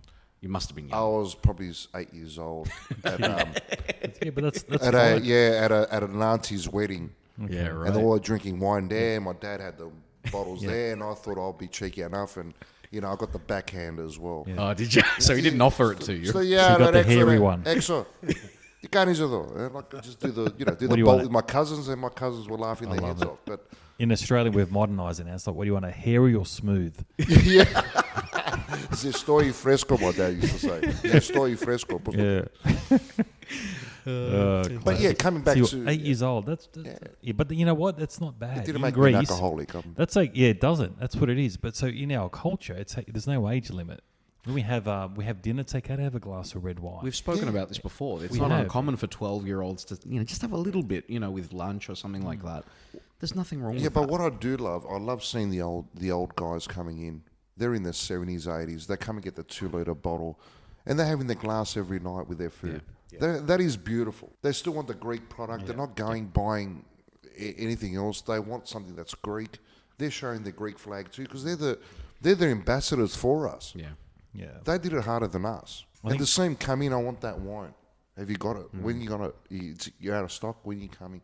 I'll come again. What is your biggest seller for that sort of... Okay, for those For that migrants generation, that come it's in, obviously the 2-litre because it's a value wine, Sure. and it's just a value, and it's a good it's table that wine. value It's type fucking good. of thing, you know what I mean? For the price, it's absolutely good. Yeah. And they don't sway much. Once they're set, they like Yeah. something, they appreciate it, they don't sway. That's it. Like if One after you're the other. asking me what's a Muscofila or a Santorini, I'll say the same story to him. Are you finished? Yep. Το κρασί μου πού είναι? Like, bravo παιδί μου, taxi. Okay, where's my wine? Put it at dinner. Yeah. Yeah, get out. Just get out my way. Classy. I mean, it's kind of unrefined, but... That's, yeah, they don't have to know that. Yeah. It's not because it's not for them. They know what they know. My papu usually gets 2 different bottles of wine. Like, I can't remember for the life of me what it is. The Miglico, medium sweet red. Maybe, yeah. There's like a cherry one or something like that. What's that It's one a there? red one. It's the They're red one they're from, reds, but he mixes them. Corinth, around the Oh, he Corinth. mixes them He too. mixes- He's one of those ones. Yeah, Yeah, he I got a mixes few it, like that. and I he got a does few like that. he does a mix and match. Εγώ το κάνω το δικό μου. Yeah. Okay. All right. That's it. But it's a good thing. Because Yeah. they probably know that wine when they left. Yeah. Yeah. Before they left Greece, that's what Greece had. Exactly. And that's what Greece was showing to the world. In the 60s and 70s, they were pushing a hard drive on Retsina. Just Retsina. That's the national drink. Yes, it is the national drink. So is Ouzo, so is Tsipro. After a while, a lot of people got into the game and they actually thought, you know what, these grapes have been around for God knows how long. Let's actually make something out of it. You know what it is? We're not good at marketing. No, they found The that. They, Italians, the French, they target for the fantastic. local market, But but, you know what? not export. Their wines are quality as well, right? Definitely quality wine, but Greeks are up there as well. They should be And no up one there. ever hears of them, never hears of them. Because we get a bad reputation about Retsina. Yeah. So we went into the 70s, Because that's what the oldies 80s. want. They just want it, it's in and that's it. Or it's a bad supply chain. So again, if you're going to, say, 15 years ago in New York, these wines weren't there. 20 years ago, they weren't there. Yeah. It was Retsina, medium sweet white or medium sweet red, Roditis, Mavrodaphne, and that's what we're giving to the world. So the Aussie or the American, or Aussie or British are going there going, what's this? So we've got to thank Milloways for this. Well, You got- In Australia, I'll tell certainly. you what, where else do you import? I know it's Australia, New Zealand. I think Malaysia, your dad said. I think you're looking at Hong we're Kong. trying to do that. Yeah, we are trying to do that, and we help out a lot in New Zealand because they can't do the volume, you actually feel sorry for them. And we're the good old Aussie neighbour and saying, okay, g'day, we'll give you, we'll give you a hand. Here's a Greek wine. I got into it more. My dad knew that wine. It always is going to sell that wine, and it's not a bad thing. It's actually our biggest sellers because again, it's the price point. We had a restaurant, Xanthi, which is in Westwood, actually closed down, unfortunately, but it had only a Greek wine list. Okay. And what he asked from me, he goes, Con, you've got the power, if you can, or you got the buying power. Can you find me French grapes so I can teach these Aussies about Greek wine? Let's give it an introduction because no one knew what a Malaguzia was, which is another grape. No one knew what a justifiably was, which is another grape. No one knew what a Ribolla was. No one knew Ag Giorgitiko or Assyrtiko or Xenoma. No one knew nothing. Yeah. So he goes, mate, tell you what, can you find a place that's got French-style varietals and I'll put them by the glass and say, mate, you know what, if the Greeks can do a Chardonnay, what about their stuff? And it actually helped him, Nick. Yep. It actually helped him because he wanted it was bold, right? A whole Greek wine list, whole lot. It's doable now, isn't it? It's doable now, but what not for him? He needed something. So I found through Drama. So Drama is up northern Greece, if the listeners are listening, up northern Greece next to Gavala. So you're coming close to the Turkish border. It's ideal for these type of grapes to flourish. So a Chardonnay works fantastic that way. A Sauvignon Blanc works fantastic up that way. It's a lot of mountainous, Mount Pangion there, so it's a lot of sea breeze coming through, which cools the wines down. There's a lot of juice there for it. Merlots, Cab Sauv, Syrah. And it actually helped them. So Shiraz or Shiraz? Yeah. Syrah in Europe. For Australia, New Zealand, it's Shiraz. But Europe, I think Shiraz is different here to Syrah. It's the same. It's the same varietal, but it's just different climate, different place. So Con is talking about David Tsirekas. David Tsirekas is a great pioneer at Xanthi. He's a chef, and he had the Xanthi restaurant. Yeah. And he had Perama now? The original Perama and Perama 2 now. And Perama 2. So for the listeners, go out to Perama and support David.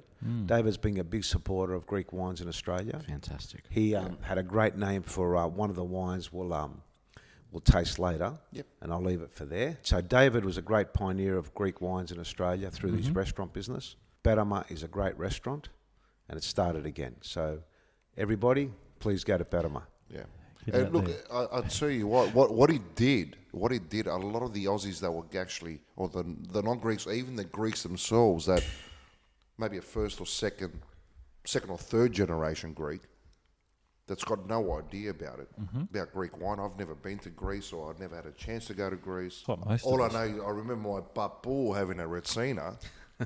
They've come in and go, you know what, there's a Sauv Blanc there, I'm into Sauv Blanc, all right, I'll try it. And we used to bring the Magic Mountains, which were top at that time. Magic Mountain was a fantastic Sauvignon Blanc. Bloody hell. I'm not a Sauvignon Blanc drinker, by the way. But that was very French I hate Sauvignon Blanc, but I must say I went and bought a few bottles from Con of the Magic Mountain Sauvignon Blanc. It was made in a different style, completely different style. Can I just divert a bit for a second? Nick, is part of being a wine collector diversity, or do you tend to stick to what you like? So I use a technique called the Peter Alexakis method. Okay. So Peter is a very good friend of mine. Okay. He's been collecting wine 20 years earlier than me. And the Peter Alexakis method has varietals, has big variety, 3 bottles, 6 bottles, not dozens and dozens and dozens. No. I have about 2,000 bottles in the cellar. There might be about 600 different labels and vintages. Okay. So that's the technique we use, and we always get a surprise. Whereas when you start collecting in dozens and dozens, well, you got to drink a lot of wine to get a surprise. You got to start drinking, yeah. And Con offers great variety, I must say. His variety of Greek wines is outstanding. Yeah, right. And there's more coming. Thank you, Nick, for the support anyway. But what we did, we started bringing wines in with, again, as there will be a Sauv Blanc, but there will be a Assyrtiko. So we're starting to get them to start looking. So an Assyrtiko Sauv Blanc actually blends well. And a lot of winemaking in Greece, they pushed a lot of the old world wines, which is your Sauv Blanc, your Chardonnays, because they thought they would get the tourists in, they might relate to it. Wrong. Okay. Why? Yes, we have the climate for it, we have the terroir for it, but we need to show more of the indigenous grapes. But showing a blend, I believe that. I really do believe in that because we can show best of both worlds. But they still have them there, yeah? They can't rip the roots out. They're there. Would you say that we don't have the capacity? As one country producing wine, Compared we're in to the top most of 20. them. Oh, really? We're in the top 20 in the world. For the landmass you have, my God, that's big. That's like 3 million hectolitres. Sorry, say that again. Wow. Greece is in the top 20 for wine. I think it's 17. Wine That was in producers. 2019, pre-COVID. Wow. I don't think everyone else did done That it must better. have just turned around the last 20 years. That was Yeah. never like that. And it's markets like the US, North America, Canada, Australia. We actually grown. So is it primarily the diaspora that's consuming It's it? or- around. They do sell to around close to 20 odd countries, and the Asian market is happening, which China is Okay. actually being huge for them. Yeah, right. It's only don't forget it's a 1 billion population, so It's a big market anything for looks big, Australian yeah. wine too. Yes, around 38% of their export is to Germany. Right, okay. There's around 400 restaurants there. No, 4,000 Greek restaurants in Germany. Okay. So what's the biggest challenge facing Greek wines at the moment? Is it a supply chain thing or is it a marketing thing? Look, what they've done with New Wines of Greece was fantastic. They came here, they've done a roadshow, we've gone to different states, we've gone to restaurants, and we're bringing the winemakers to the restaurants. Sometimes the restaurants are to blame too. Exceptions to David's, to your Kasperis's, they actually say, mate, I want my wine list, I want a lot of Greek on it. Most restaurants is looking for the quick fix, the cheaper wine, maximum profit. Doesn't work like that, man. But that's what they know. We can't. They're all going to tell you they've got the best land. They're all going to tell you that. Yeah. How are you going to sell it? Yep. Oh, because they don't know how to sell it because they're not educated with these wines. It comes to education. They don't want to listen. What's the price? They don't want to pay an X amount of price for this Muscofilero. Once you've tried it, you go, you know what? That was $40-$50. Man, that was worth it Yeah. in a restaurant. Yeah. That was worth it. He wants it for $3. Come on. What can you get for $3, for example? Is it worth drinking at that sort of price? If Is I there a infuse standard? it with my toenail clippings, maybe. think you What, can get what can you get for $3? a bottle of water. More wine flavouring instead of its Yeah. toenails. Coca-Cola, probably. Yeah. That's where it's see what you frustrating for us because Yeah, they okay. think we're actually trying to do it to make more profit and you're just trying to make money. Yeah, sure. No, I'm trying to show, and I help my competitors, believe it or not, because if I'm out there and I'm doing good, he's going to see that and he's going to bring better. Is there still this impression worldwide that, for example, the French makers, or in France, for example, they're turning their nose up at the Greek makers? Or is that something that's still happening? I mean, there are movies like Bottle Shock, for example, that they put Californian wines up against the French wines, and the Californian wines won. Would it be fair to say that the Greek wines are in a similar position now, that they can Absolutely. gazump them? Absolutely, they can. They can, but they shouldn't be compared because they're unique. Because they're That's another distinctive. question. They're distinctive So too. Yeah. what's happening is you're comparing Californian wines to French wines, Yeah. which are the same varietals. Sure. Yeah. Right, but you can't compare Greek wine. There is no comparison. They are unique wines, unique land, unique history. There are some things you just can't buy, but if you're going to buy them, you're going to buy that because that is just super unique. Yeah, right. Super unique, and there's no comparison. Should we start moving on to another bottle, you think? I think we do. Do you wanna try another read? definitely. I'll try I that. think so. What else have we got here, Con? What are we? So what are we we're looking bringing in one of the biggest grapes out of Greece that gets widely produced, which is the Ag Giorgitiko. at? Aha. Okay. So an Agricultural grape, which I really, really love because it's so diverse as well, right? So it could be your normal 2 litre wine. Yep. It could be your normal table wine. It would become your blend. So a lot of Agricultural can go with Cab Sav. Sure. Or with a Merlot. You can even come to a Super Tuscan if you want to compare. So we can get even different elevations of sea level. See, Yep. well, St. George that we have here now, which is Agricultural St. Yes. George. And a rosé. That's a 300-metre elevation. Skouras also goes up to a 1,000-metre elevation, which I've been to those vineyards, and you see the difference. Yeah. So it's a very diverse grape. Sure.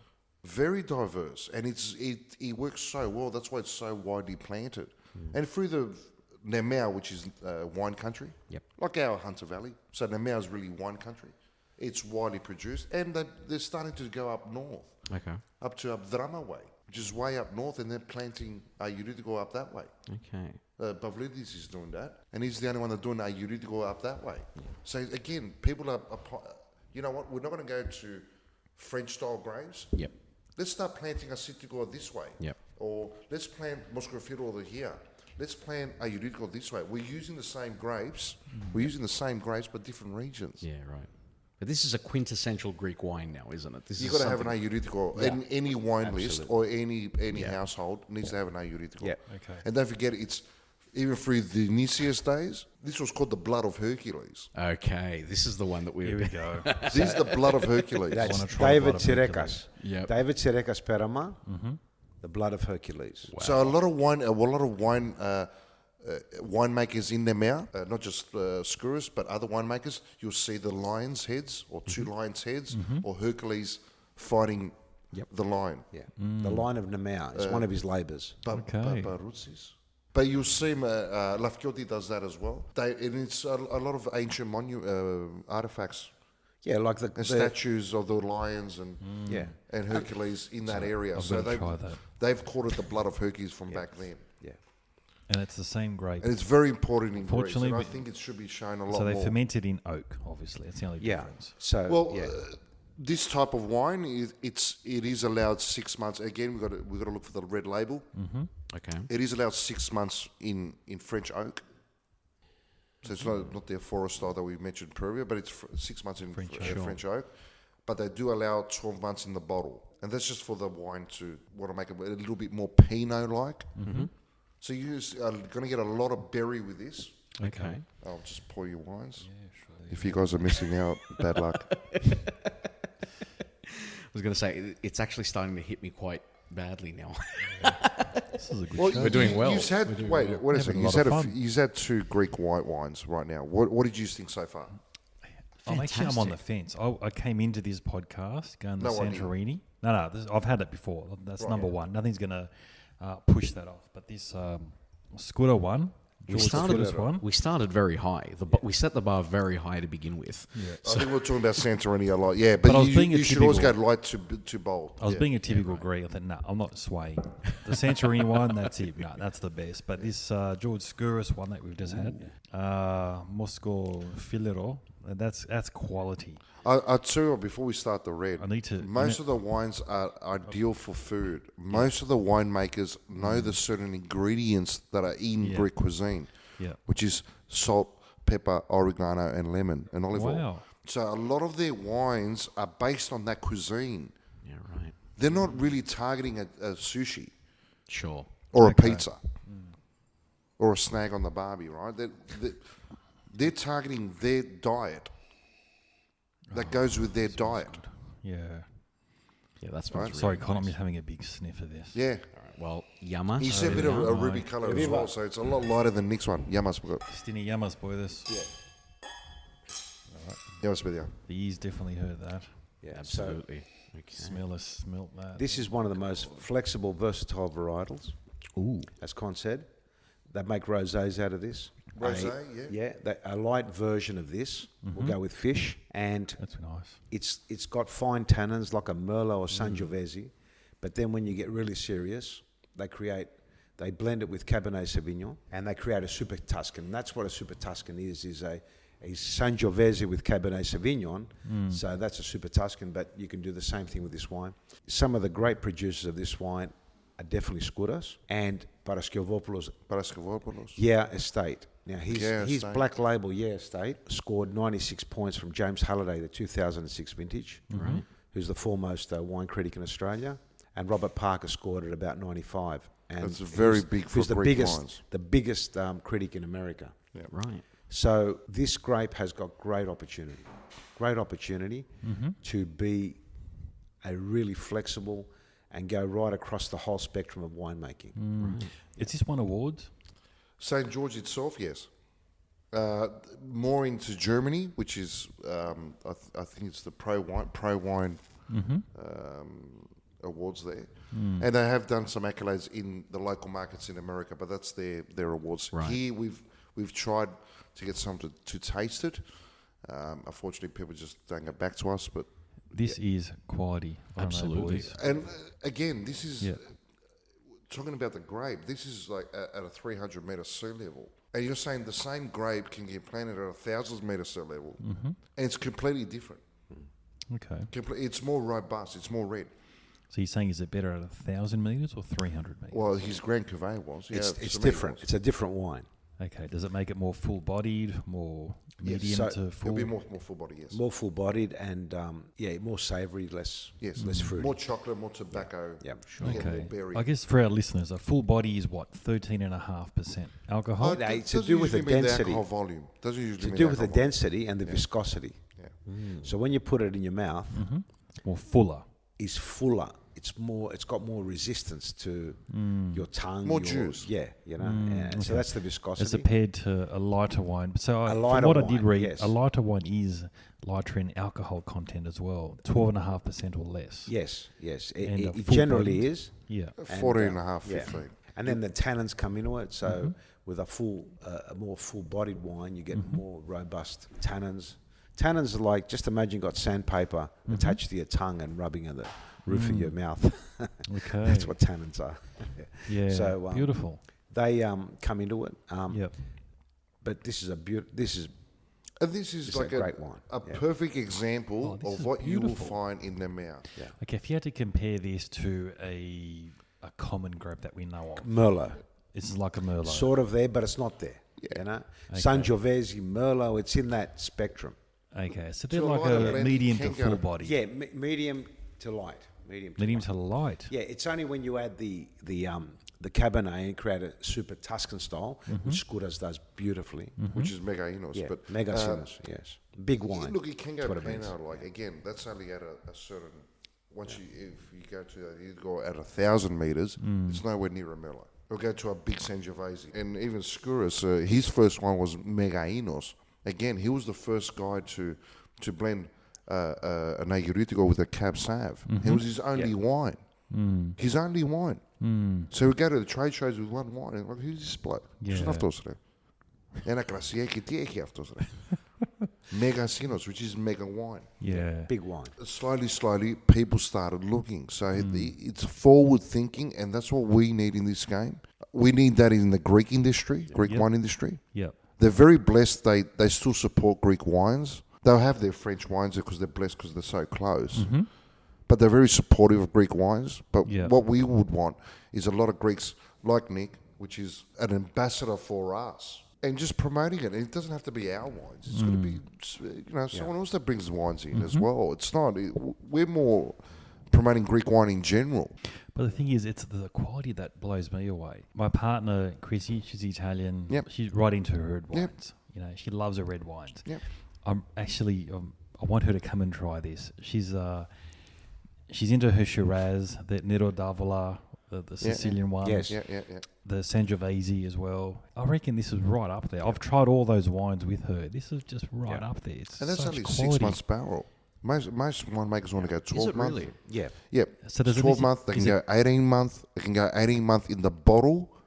You're talking about 36 months. Like, it's labour. Yeah. It's love. And he's telling you X amount of dollars. Is that it? Like, is that how much he wants? Okay, is It's it nothing. better the longer you leave it with red?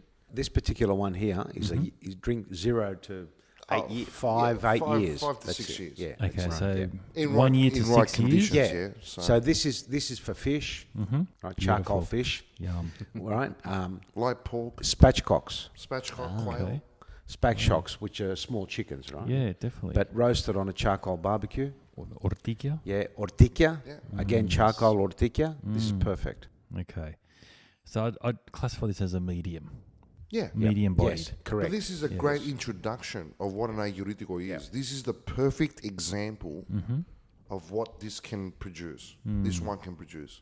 Then you can go to big reds. But big reds need decanter. You need to open them up a bit. You need to let them breathe a bit as well. A lot of people that do mistakes in a retail sense, where we also got retailers as well. What's the most expensive wine? Oh yeah, that one. I'll take it.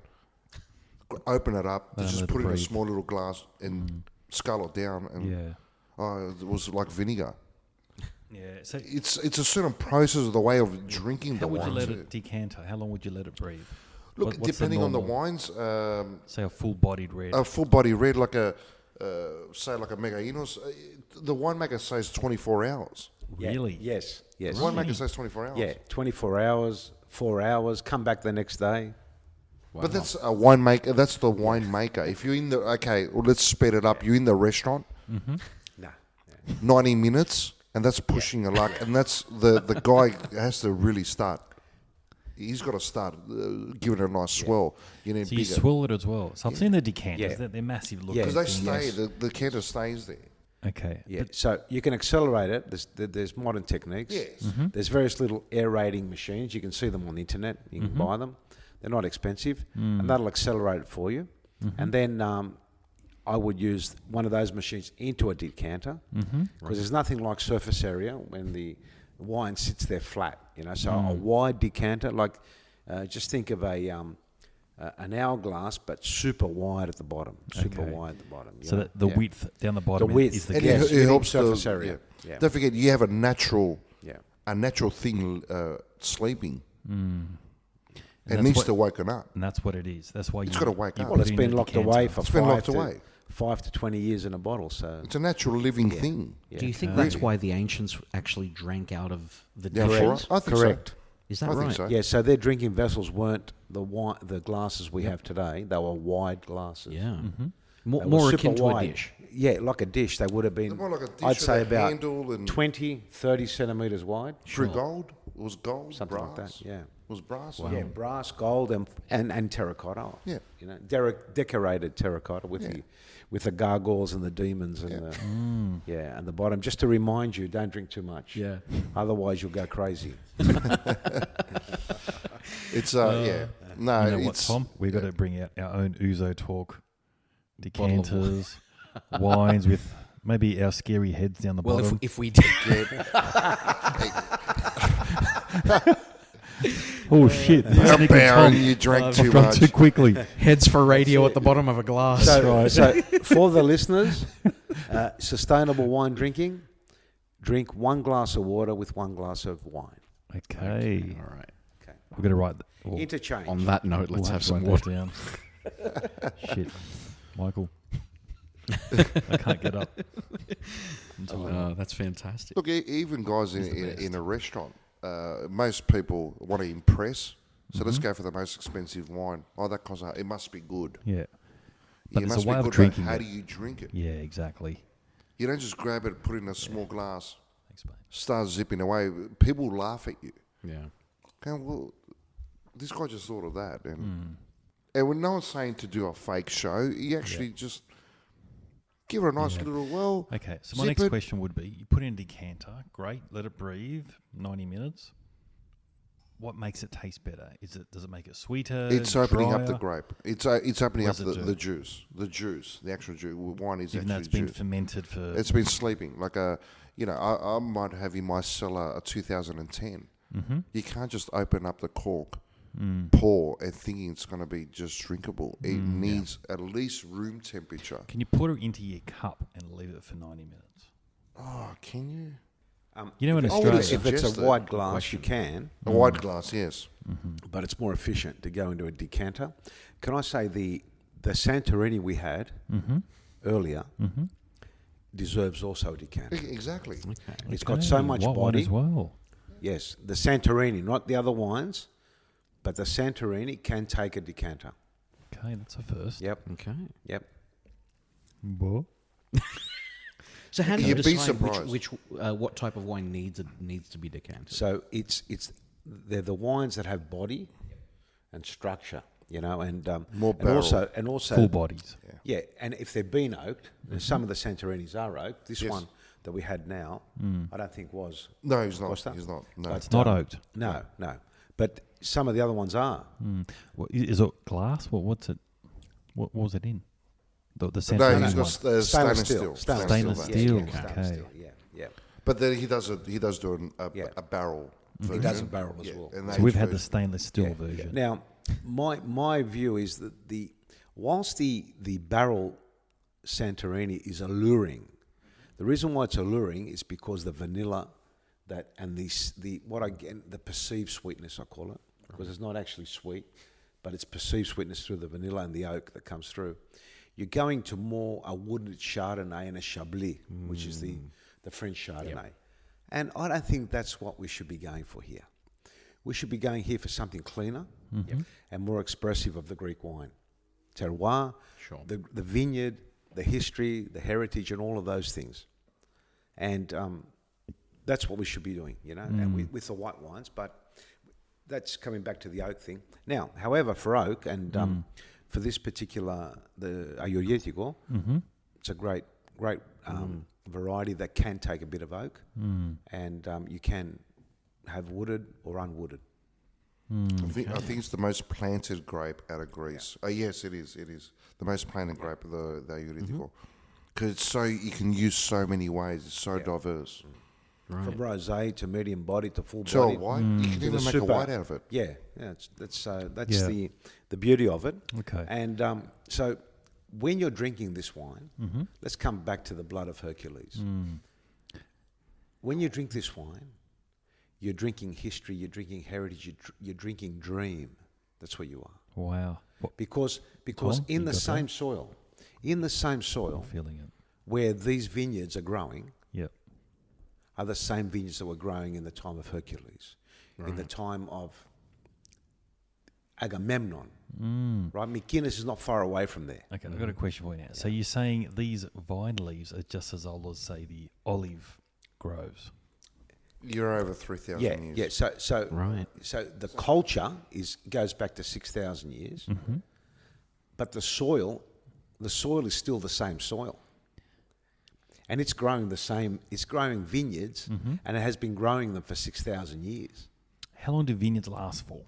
So look, the vineyards can go a few hundred years, If they're well kept, right? yes. But they take the baby, The seeds from it? not the seed, the actual cutting, right? And they put that in the ground, and it grows roots, and it starts again. Okay. That's how they do it, and it keeps going. So what you're drinking when you drink Greek wines, you are drinking the descendants, the descendants of vineyards that have been there for thousands of years. Wow. Like it's I love you it. can't You gotta think you about can't- it, eh? When you think about that in that context, whatever price is put on it, it's immeasurable, and that's the way to look at it. Sure.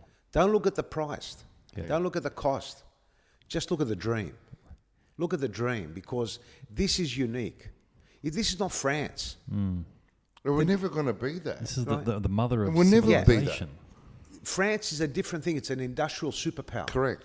One of the beautiful things about Greece is the Industrial Revolution didn't arrive there until the post-World War II period. Yeah.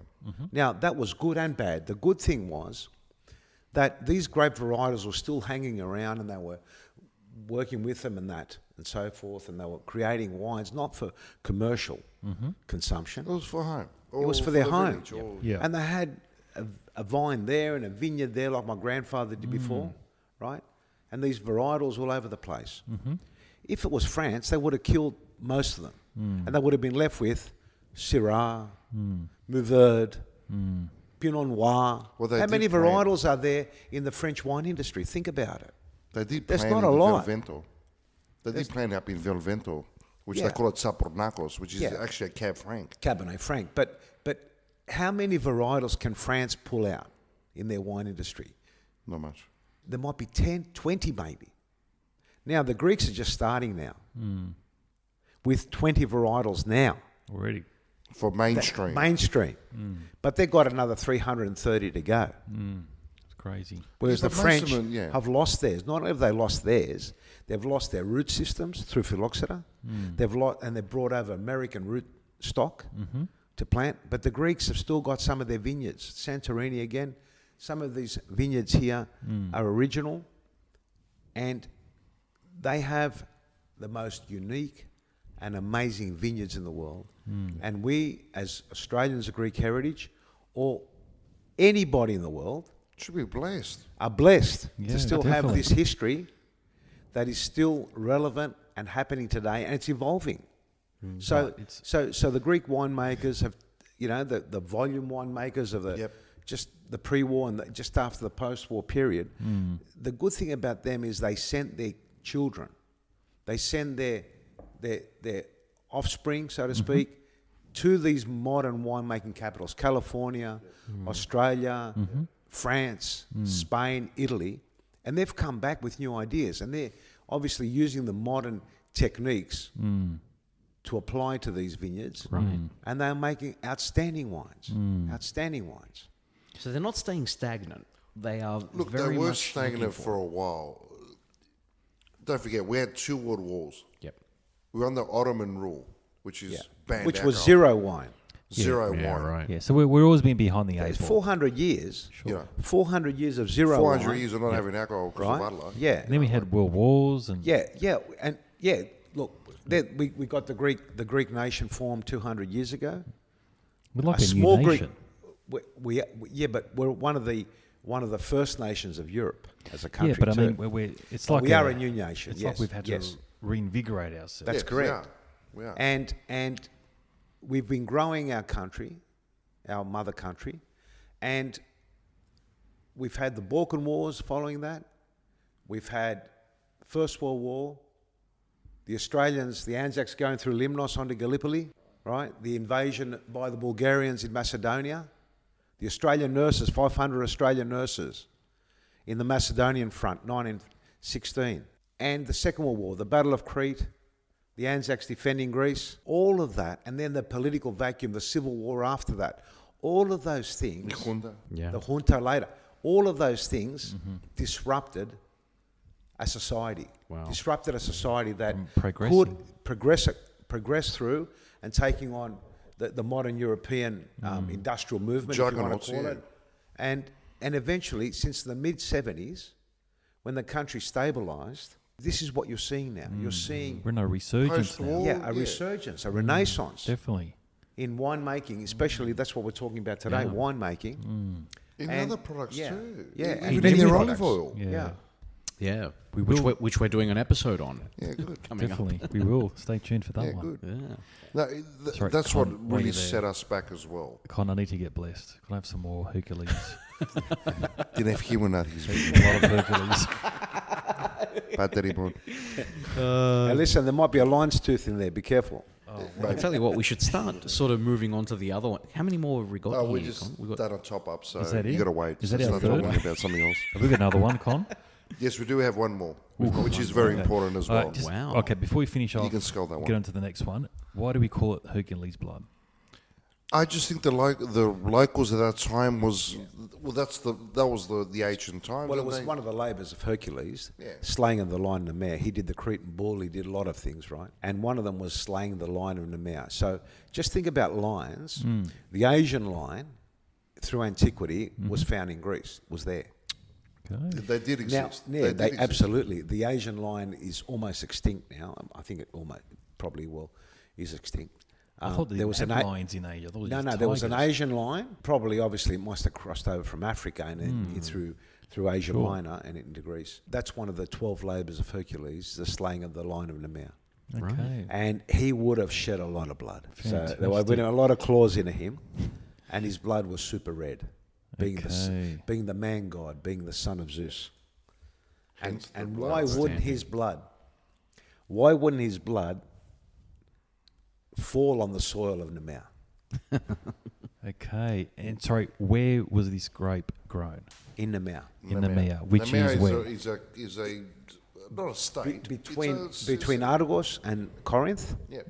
it's in that region there. Peloponnese again. Yes. Yes. This is Okay.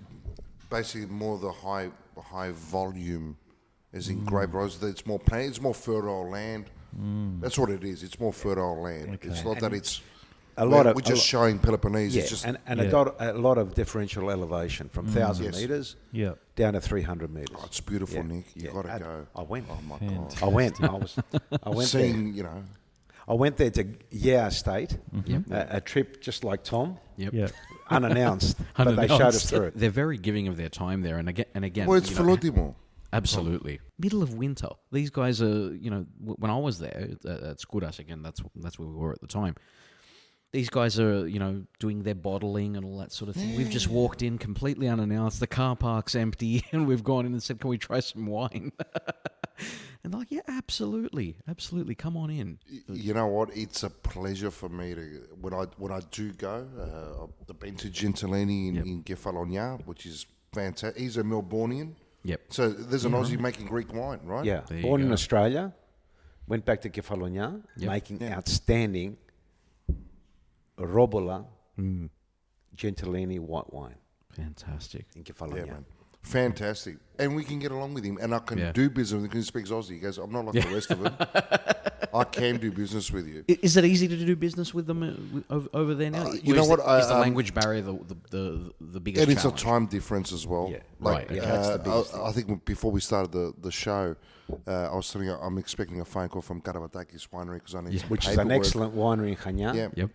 And he has the most amazing Moscato Novel Spinas, Spinas. Yeah, right. which Con doesn't bring out. And I'll be lobbying Con for many years to bring it out to Wink, Australia. This is an amazing muscat. Super floral, like the Moscofilero we had, but dry on the Okay. taste. Grown 90-year-old vineyards, Yep. hand-picked, unirrigated. Wow. No irrigation. Okay. In southwestern Crete from my parts. Wow. If Con's able to bring something like that in, how do you feel having something like that His in home. your possession and being able to give it to your friends? Because that's part of what this is all about. Tom, that's exactly what happens. Con graciously convinced Garavitaki to throw a couple of boxes into the container, which doesn't normally happen. And I got those boxes. And the first thing I did is all the Selinotes, which is the district of Selinos in southwest Chania, that I knew, I took bottles straight away to them. Yeah, wow. And I said, here is a beautiful wine. What you think of wine, you've made homemade wines. These are much older people from our parts of Greece. I said, try this. Yeah. Share it with your kids. I don't want you to open it now in front of me. Yep. This is for you and your kids to enjoy on a Sunday at a barbecue, Bravo, whenever Nico. you get together. Bravo, Nick. It's a moment of pride, isn't it? That's what it is. Yeah. Because I've tasted that varietal. I've tasted that wine 20 years You've ago. been Sure. there, you've seen I've it. been, I've seen it. And is this where you got to decanter it for 90 minutes? Not that one. Not that one. Not that one. It's a white. So Oh, it's a white. white, Okay. you can get smashed So now. the only white we You get decanted smashed was the now. Santorini The one. Santorini white with And it was decanter, okay. and you're going to have the Santorini white with octopus, char grilled octopus, Okay. char grilled cuttlefish, Oh, yes. right? Absolutely. Snappers on the Outstanding. barbecue. So everything we've had here goes with seafood. The white wine does, and Right, the the light reds, body, yeah. yes, A and lot this of pork Aggiorgitiko. The blood of Hercules goes with seafood. It does. Yes, it does. It just makes And it light as St. a red meats. wine. George was a White meats as full-bodied, well. Yeah, beautiful. Yeah, White so meats. it goes with pork. It goes with ortikia, as you said before, Yeah, quail, ortikia, yum. duck, Yeah. Oh, chicken, Okay. and then when you get really serious with the skouras megasinos, You it say- goes with a beautiful kefalograviera, Oh, the cheese. a beautiful cassari, Oh, yeah. Oh, here we go. That's uh, it. cassari, That's what I that didn't sort of bring. thing, you know. Actually, we haven't spoken about what you've got down here, Nick. What have you got? You've got some salami. You've got some. I can't even see that far, Tom. tarama. I've got the wine's some starting to blue, kick. blue vein cheese. Yep. I've got some smoked cheddar, and the other one is Truffle. truffle. Truffle, Yeah. okay. And I've brought some. I've been lucky enough to have my pethera come out from Corfu in the last few weeks, and she's made some awesome keftedes as well. So They're ke- beautiful. They're actually The beautiful. keftedes, Beautiful. the keftedes go beautifully with this wine. Yeah, Fantastic. that's what it Right goes. now. This That's one in what it particular. goes. Absolutely. Light Yeah. meats. light Absolutely. meats. I've noticed. I've polished And a few. the truffle, yes, Greece has a lot of truffle. so Now, I hear. not many people know that, but Northern Greece, Greece, yeah. Northern Greece has a lot Yeah, of truffle. Ipiro. We're And out we're for coming seconds. into the next wine that Con's going to introduce us, Yep. and that truffle cheese will go amazing. Okay. Is that a good segue? It is. Hint. Con, let's go, mate. Con, What's let's the go. next So one? look, What we're are on we our drinking? final bottle? wine, which is like xenomavro. So it means sour grape. So Sour grape. Sour black. Sour black, sorry. Yeah, sour black. And again, it's one of the second most. I'm just pouring, guys. Sorry. That's okay. Michael, love you're the doing a sound. top job. It's Can one you of the give second credit to your most, brother? planted Greek varietals in Not Greece. often. Poor Michael. It's usually harder to do it by itself. Vyatis, if people know or people remember, Butari Wines was the chief winemaker at that time. Volume. Again, forefront. And mind you, back then Butari was the A of A. Like Of course he was. He good. was the number one. Yeah. And he's still the number one Yeah. because his offspring, Well, Giriani, Giriani. Yeah. Right? Offspring of Butari. So Xenomorph wine. So you see a lot of black, It smells a lot of great. blackberry, strawberry, Yeah, and bit of tomato. Tomato. It's Yeah. tomatoes. Yeah. It's a just very think, thick. just think your mum has just opened up a jar of tomatada. And know what? You're you right. put your nose in it as a kid. You're right. I mean, it smells so good. I nearly had a sip before I was allowed to. This is. I'm so keen. This This is this is a bespoke. This is and Tiny this is volume bio maker. farming. You know what I reckon? You've timed this. You've gone from great, better to best. Yeah. I think If you don't rush me, I got more. But Another episode. Right there. Another shit. episode. We're Alright, bringing guys. you back. Okay, so Well, you've got the four senses remember, covered. guys, when nearly. you're trying wines, always start light, then go to the heavy. You can't go heavy because you're not going to understand it, and you go to light. Very true. Yeah. You're going to get a hangover, and you'll be vomiting. And You've done this well. I don't think we get hangovers with this. There's not many preservatives in this. No, and this is from bio farming. It's Yeah. not organic. It's people thinking if I see organic, I'm going to buy it. No, Oh my God, that's we can't bring it into the country. Yeah. It's not that it's not allowed into the country. It takes around 40, 45 days. You don't want a natural wine sitting 45 days in a container. Yeah. And we would still bring it refrigerated. And we got that trouble as well. So your So- containers are refrigerated. yes, we have to. Yeah, right. Temperature controlled. Okay, guys, let's toast. Yamas. Stiniyamas? Viva. Guys, what a pleasure. Unreal. We've loved having you guys here. We're going to bring you back for a second episode, it seems like. You guys aren't going away. Oh, that's great. Well, there's 300 grapes. Okay, so that I would call that a medium to light. Okay. It goes medium. heavier too. That's But quite this is medium. too early. Look, this has been over for a good hour. Yep. Wow. This needs a decanter, but It needs a decanter. we're going to swirl it in our glass. Yeah. And, And just we're try gonna and give keep it as much swirling? swirl as you can Yeah. because it's really a shame, but That is really smooth. Oh, just the smell. How do you describe a smell on a podcast? well, look on the nose. Yeah. I think on the nose you're getting more. of There's a little bit of truffle in there, Yeah. tomato. That's why And that's the the cheese region. coming up. Okay, Yeah, that's the region. And this is a northern Greek varietal. good. What part of North of Greece? So this Nalsa is Nalsa. is really PDO. Yeah. Nalsa. Where's Nalsa's Nalsa? really Nausa. Is that in Iberville? No, Macedonia. Central Macedonia. Okay. There's a few up your way. There is, but Is there? just don't have a market for That's it, stunning. mate. I'm only joking. He gets defensive too. I'm joking. We won't talk history yet. That is beautiful. And again, this is very hard to do it by itself. Thymiopolis doesn't matter. Try the Fantastic truffle. job. Yeah. It's all right. Try the truffle, then the wine. Oh, My where God. have we got that? Let's see. I don't know. You just skewered all my. The way I had my wine list in my head, what I preferred, you just skewered that left, Yeah. right, upside down now. Yeah, man. And look, Top I'm job. I'm not a wine expert. Either is Nick. It's just we've learned into it. Yeah. We, Not a wine we expert. studied into it. And Tom, what do you reckon? I reckon I'd call these guys the Dionysius of wines, the Greek god of wines, the modern Greek god of wine. If these guys aren't experts, I don't know who is. No. Put it that way. What it is, we're just lovers of our heritage, Yeah. lovers of our cultural and culinary heritage. And if you think about, again, coming back to what I said earlier, Nausa, Macedonia, Alexander the Great. What wine was he drinking? Be this. yeah, I'd love to know. Eh? Yeah, what soil I did would the love to wine know. and the vineyards come from? Nobody took the soil away. Yeah.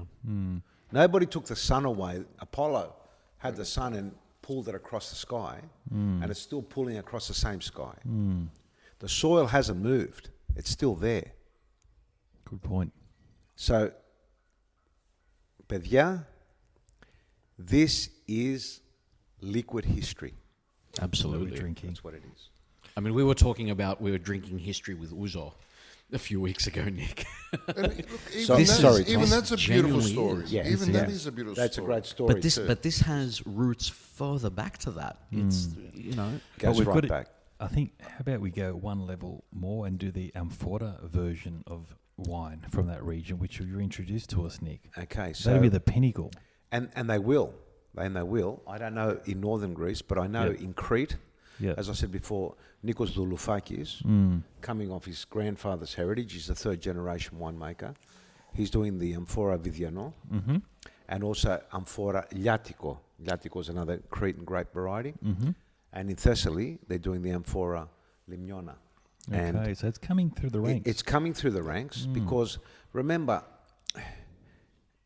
the history's there, the stories are there, but you got to make a living too. Yeah, exactly. It's a business. It's the See, that's what it feasibility is. of It's it. not There's about a lot of Some would do people. it out of love. Yeah. When you're drinking this wine, so I've talked about the history and the culture and the heritage, but you know how many people, every time you sip a drop of that wine, how many farmers, how many labourers, how many enologists, how many people, salesmen, from the regions of Greece all the way to the cities, you're supporting all these families. You're supporting a culture that's been going for thousands of years, but you're supporting the modern story as well. You're sending the kids to their schools. You're sending people to look after their parents. There's a lot of things here. Absolutely. It's more than just liquid in a glass. Yeah. It's having an impact. So listeners, please go out, go and visit Con. And it might sound like a bit of a plug, but I visit Con. I've been visiting for over 20 years, and he has got a great collection there. All kinds of prices, all kinds of varietals. And my other good friend, Terry George's, Jim Sellers. Absolutely. Jim Sellers. So Terry's from Kefalonia in Kythera. His family's got 4 or 5 liquor shops, four it is, and an online business. And they are also a great ambassador of Greek wine. And also Vicky. Good range. Yeah, and Vicky Tsoukaras, Hellenic Wine and Spirits in Melbourne. She has a great selection there of wines as well. And, you know, this is a great Greek-Australian story, but a great Greek story and a great human story. The journey of wine with a journey of civilization. The thing is, amazing history from Greek wine. I mean, I think we've covered it quite rigorously here, but the quality is there as well. Absolutely. That's what blows me away. It's such good quality, and no one knows about the Greek wine. The history, obviously, no one knows about it, but the quality of it, it's just fucking out of this world. It's fantastic. Absolutely, Nico. And it's healthy for you. You don't get hangovers like we said before. It's European wine. They don't add preservatives and crap in it. They don't squash the grape too much as well. So a lot of Australian wines, they push as much juice as they can out to make money. Your Penfolds, your Rosemounts, So they don't produce it for commercial benefit. They just want to make a dollar. Quality. Some don't, but it's just a business orientated thing. Where's your order? Where's your money? Where's your order? Where's your money? Yeah. I can't operate like that. Where's your love? Yeah. Do you even go to your vineyards, or is it was your dad's? Yeah. And that's where you come in terms of selecting them. If you're not going to make me money and make Nick like the wine, can't help you. It's the perfect circle. I can't help you. It really is. Because he's also a good friend, but he's always the harshest critic. Yeah. Absolutely. So how big's your cellar again, Nick? He's going to fudge this now. I have a laptop in the cellar, actually. Oh, really? Yeah. And, so you can find things? I can find things, correct. But I remember most things where they are. Yep. Yeah. And it's about 1,500 to 2,000 bottles. Wow. That's fantastic. Look, I want to live at your house, Nick. Tom, we won't mention his name, but a dear friend of yours told us that he bought a place, had a cellar, and he goes, I don't know what to do with it. Called you. Hey, Nick, can you fill it for us? And I think he had a budget of... should we mention the amount? He gave me... Don't give me the amount. He gave me his credit card and said, just go for it. Yeah. That's what he said. Apparently you went over. Yeah. And So, what did you buy for him? Just out of curiosity. so Is he a red man, a white? he didn't know what he was. He just said, I've bought this house. It's got a cellar. It's climate controlled. Just help me out. I said, of course I will. Yeah. So I bought a lot of Greek wines for him. Mm-hmm. I bought a lot of Australian wines, and I bought a tiny amount of French wines. Okay. That's not... Wow. Okay. Yeah, because, look, we live in Australia. What did you buy? Penfold? I bought Granger's. Yep. Okay. I bought a Chateau Margaux 2006 vintage. Now, that's an interesting story. So That's a Chateau big one. Margaux is one of the Grand Crus of France. Big one, man. And we're talking about, I think, paid 1,500. That was about 10 years ago. One bottle. One bottle. Wonder if he's opened it up, Tom. You know, he hasn't opened it because that's the birth year of his son. Okay. The family that actually owns Chateau Margaux is a Greek-French family. Okay. Angelopoulos. There you go. Okay, so there's a little bit of a story Bit of a there. Greek connection there. But yeah, so the Greeks are everywhere, and they've been everywhere since the dawn of history. Okay, so if you're filling out a cellar, Yeah.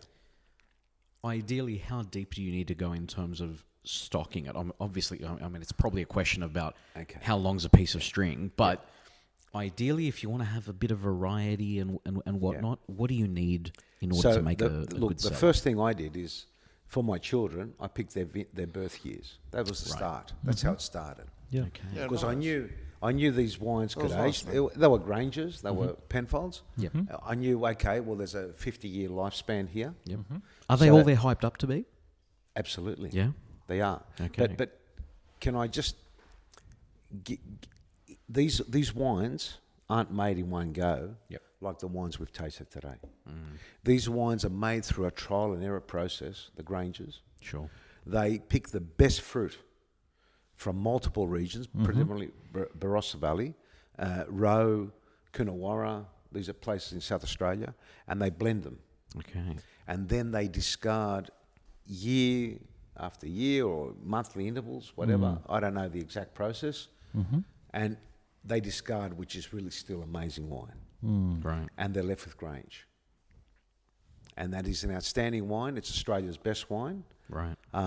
Best known wine. My view is that Hill of Grace is Australia's best wine because it's a single vintage, single vineyard, sorry. And you can't discard, you can't select. It is what it is.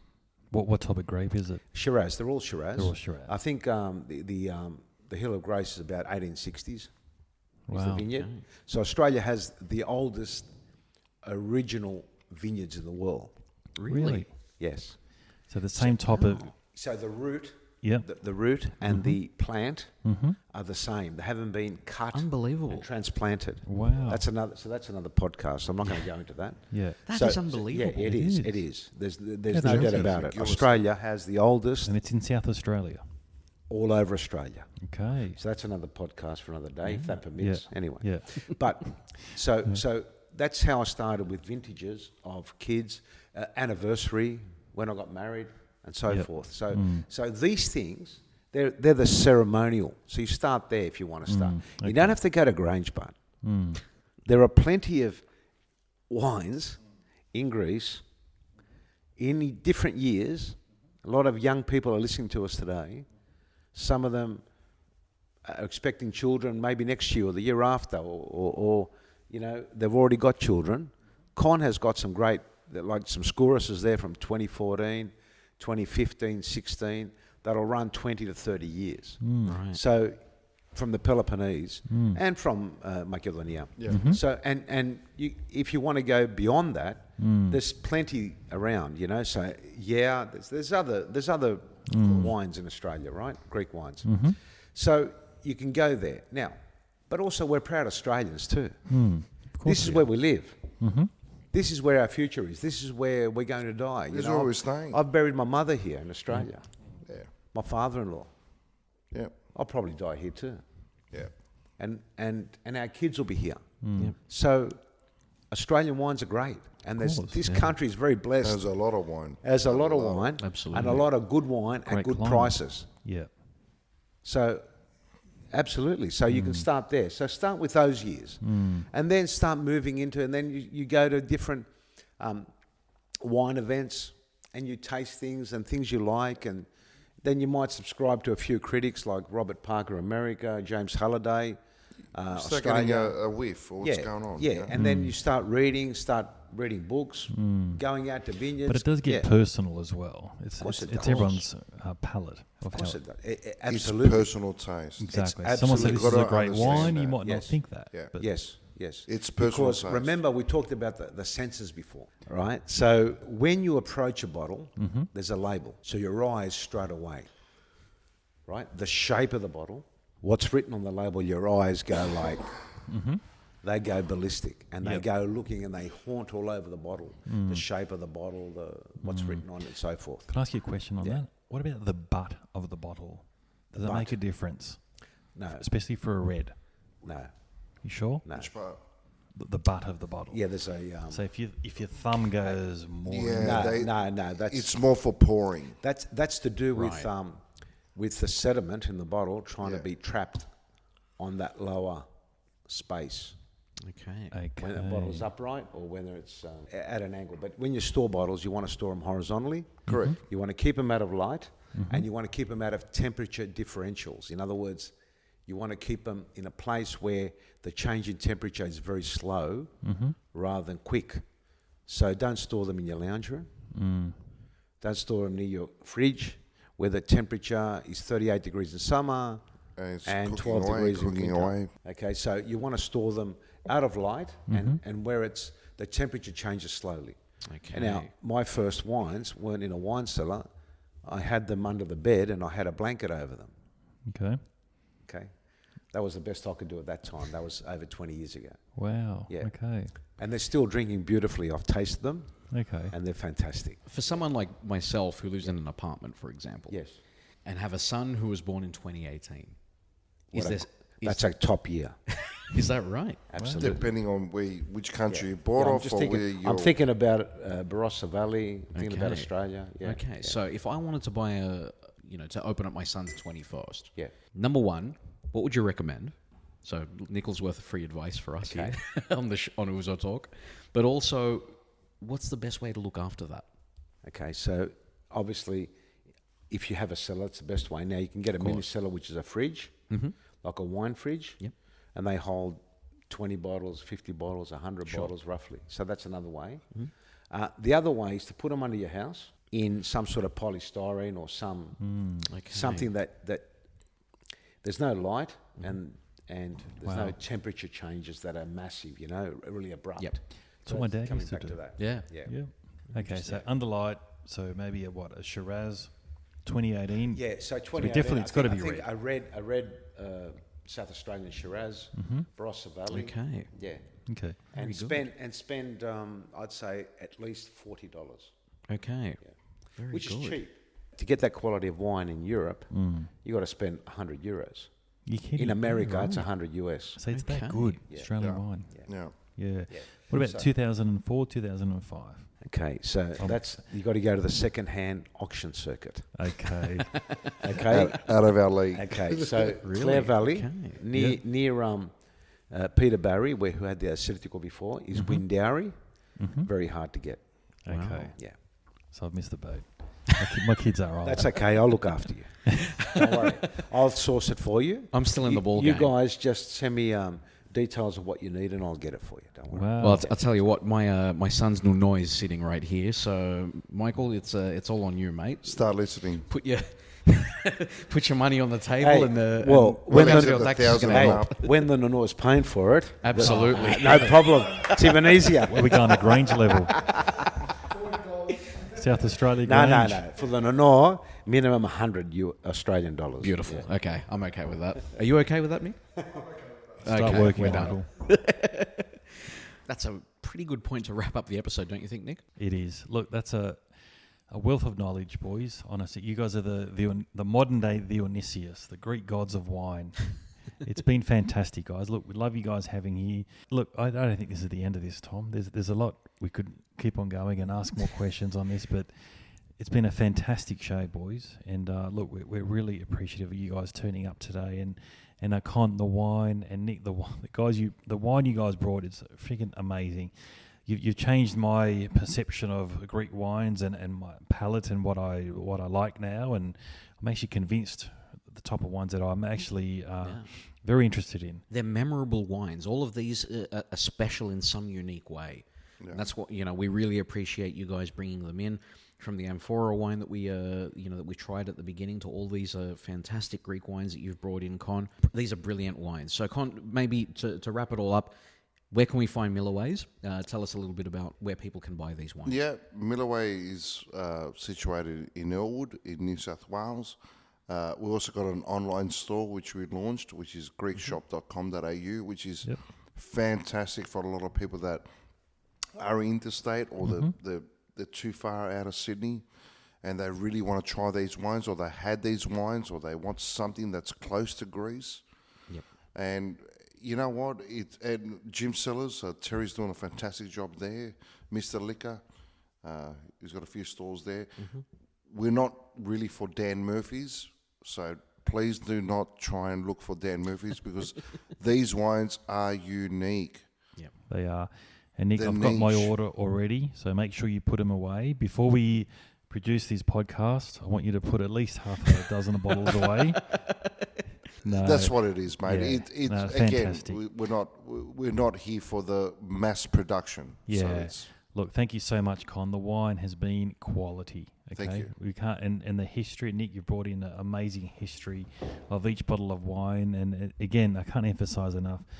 We're not good at marketing, but the quality and the history of the wine is exceptional, bar none. thank you so much, Nick. Just think of the dream. 6,000 years in the making. Same soil, same climate, same Greeks. Nothing's changed. Greek wines. Nick, A unique experience. your amphora wine, Nick, it's like we're drinking wine from the gods.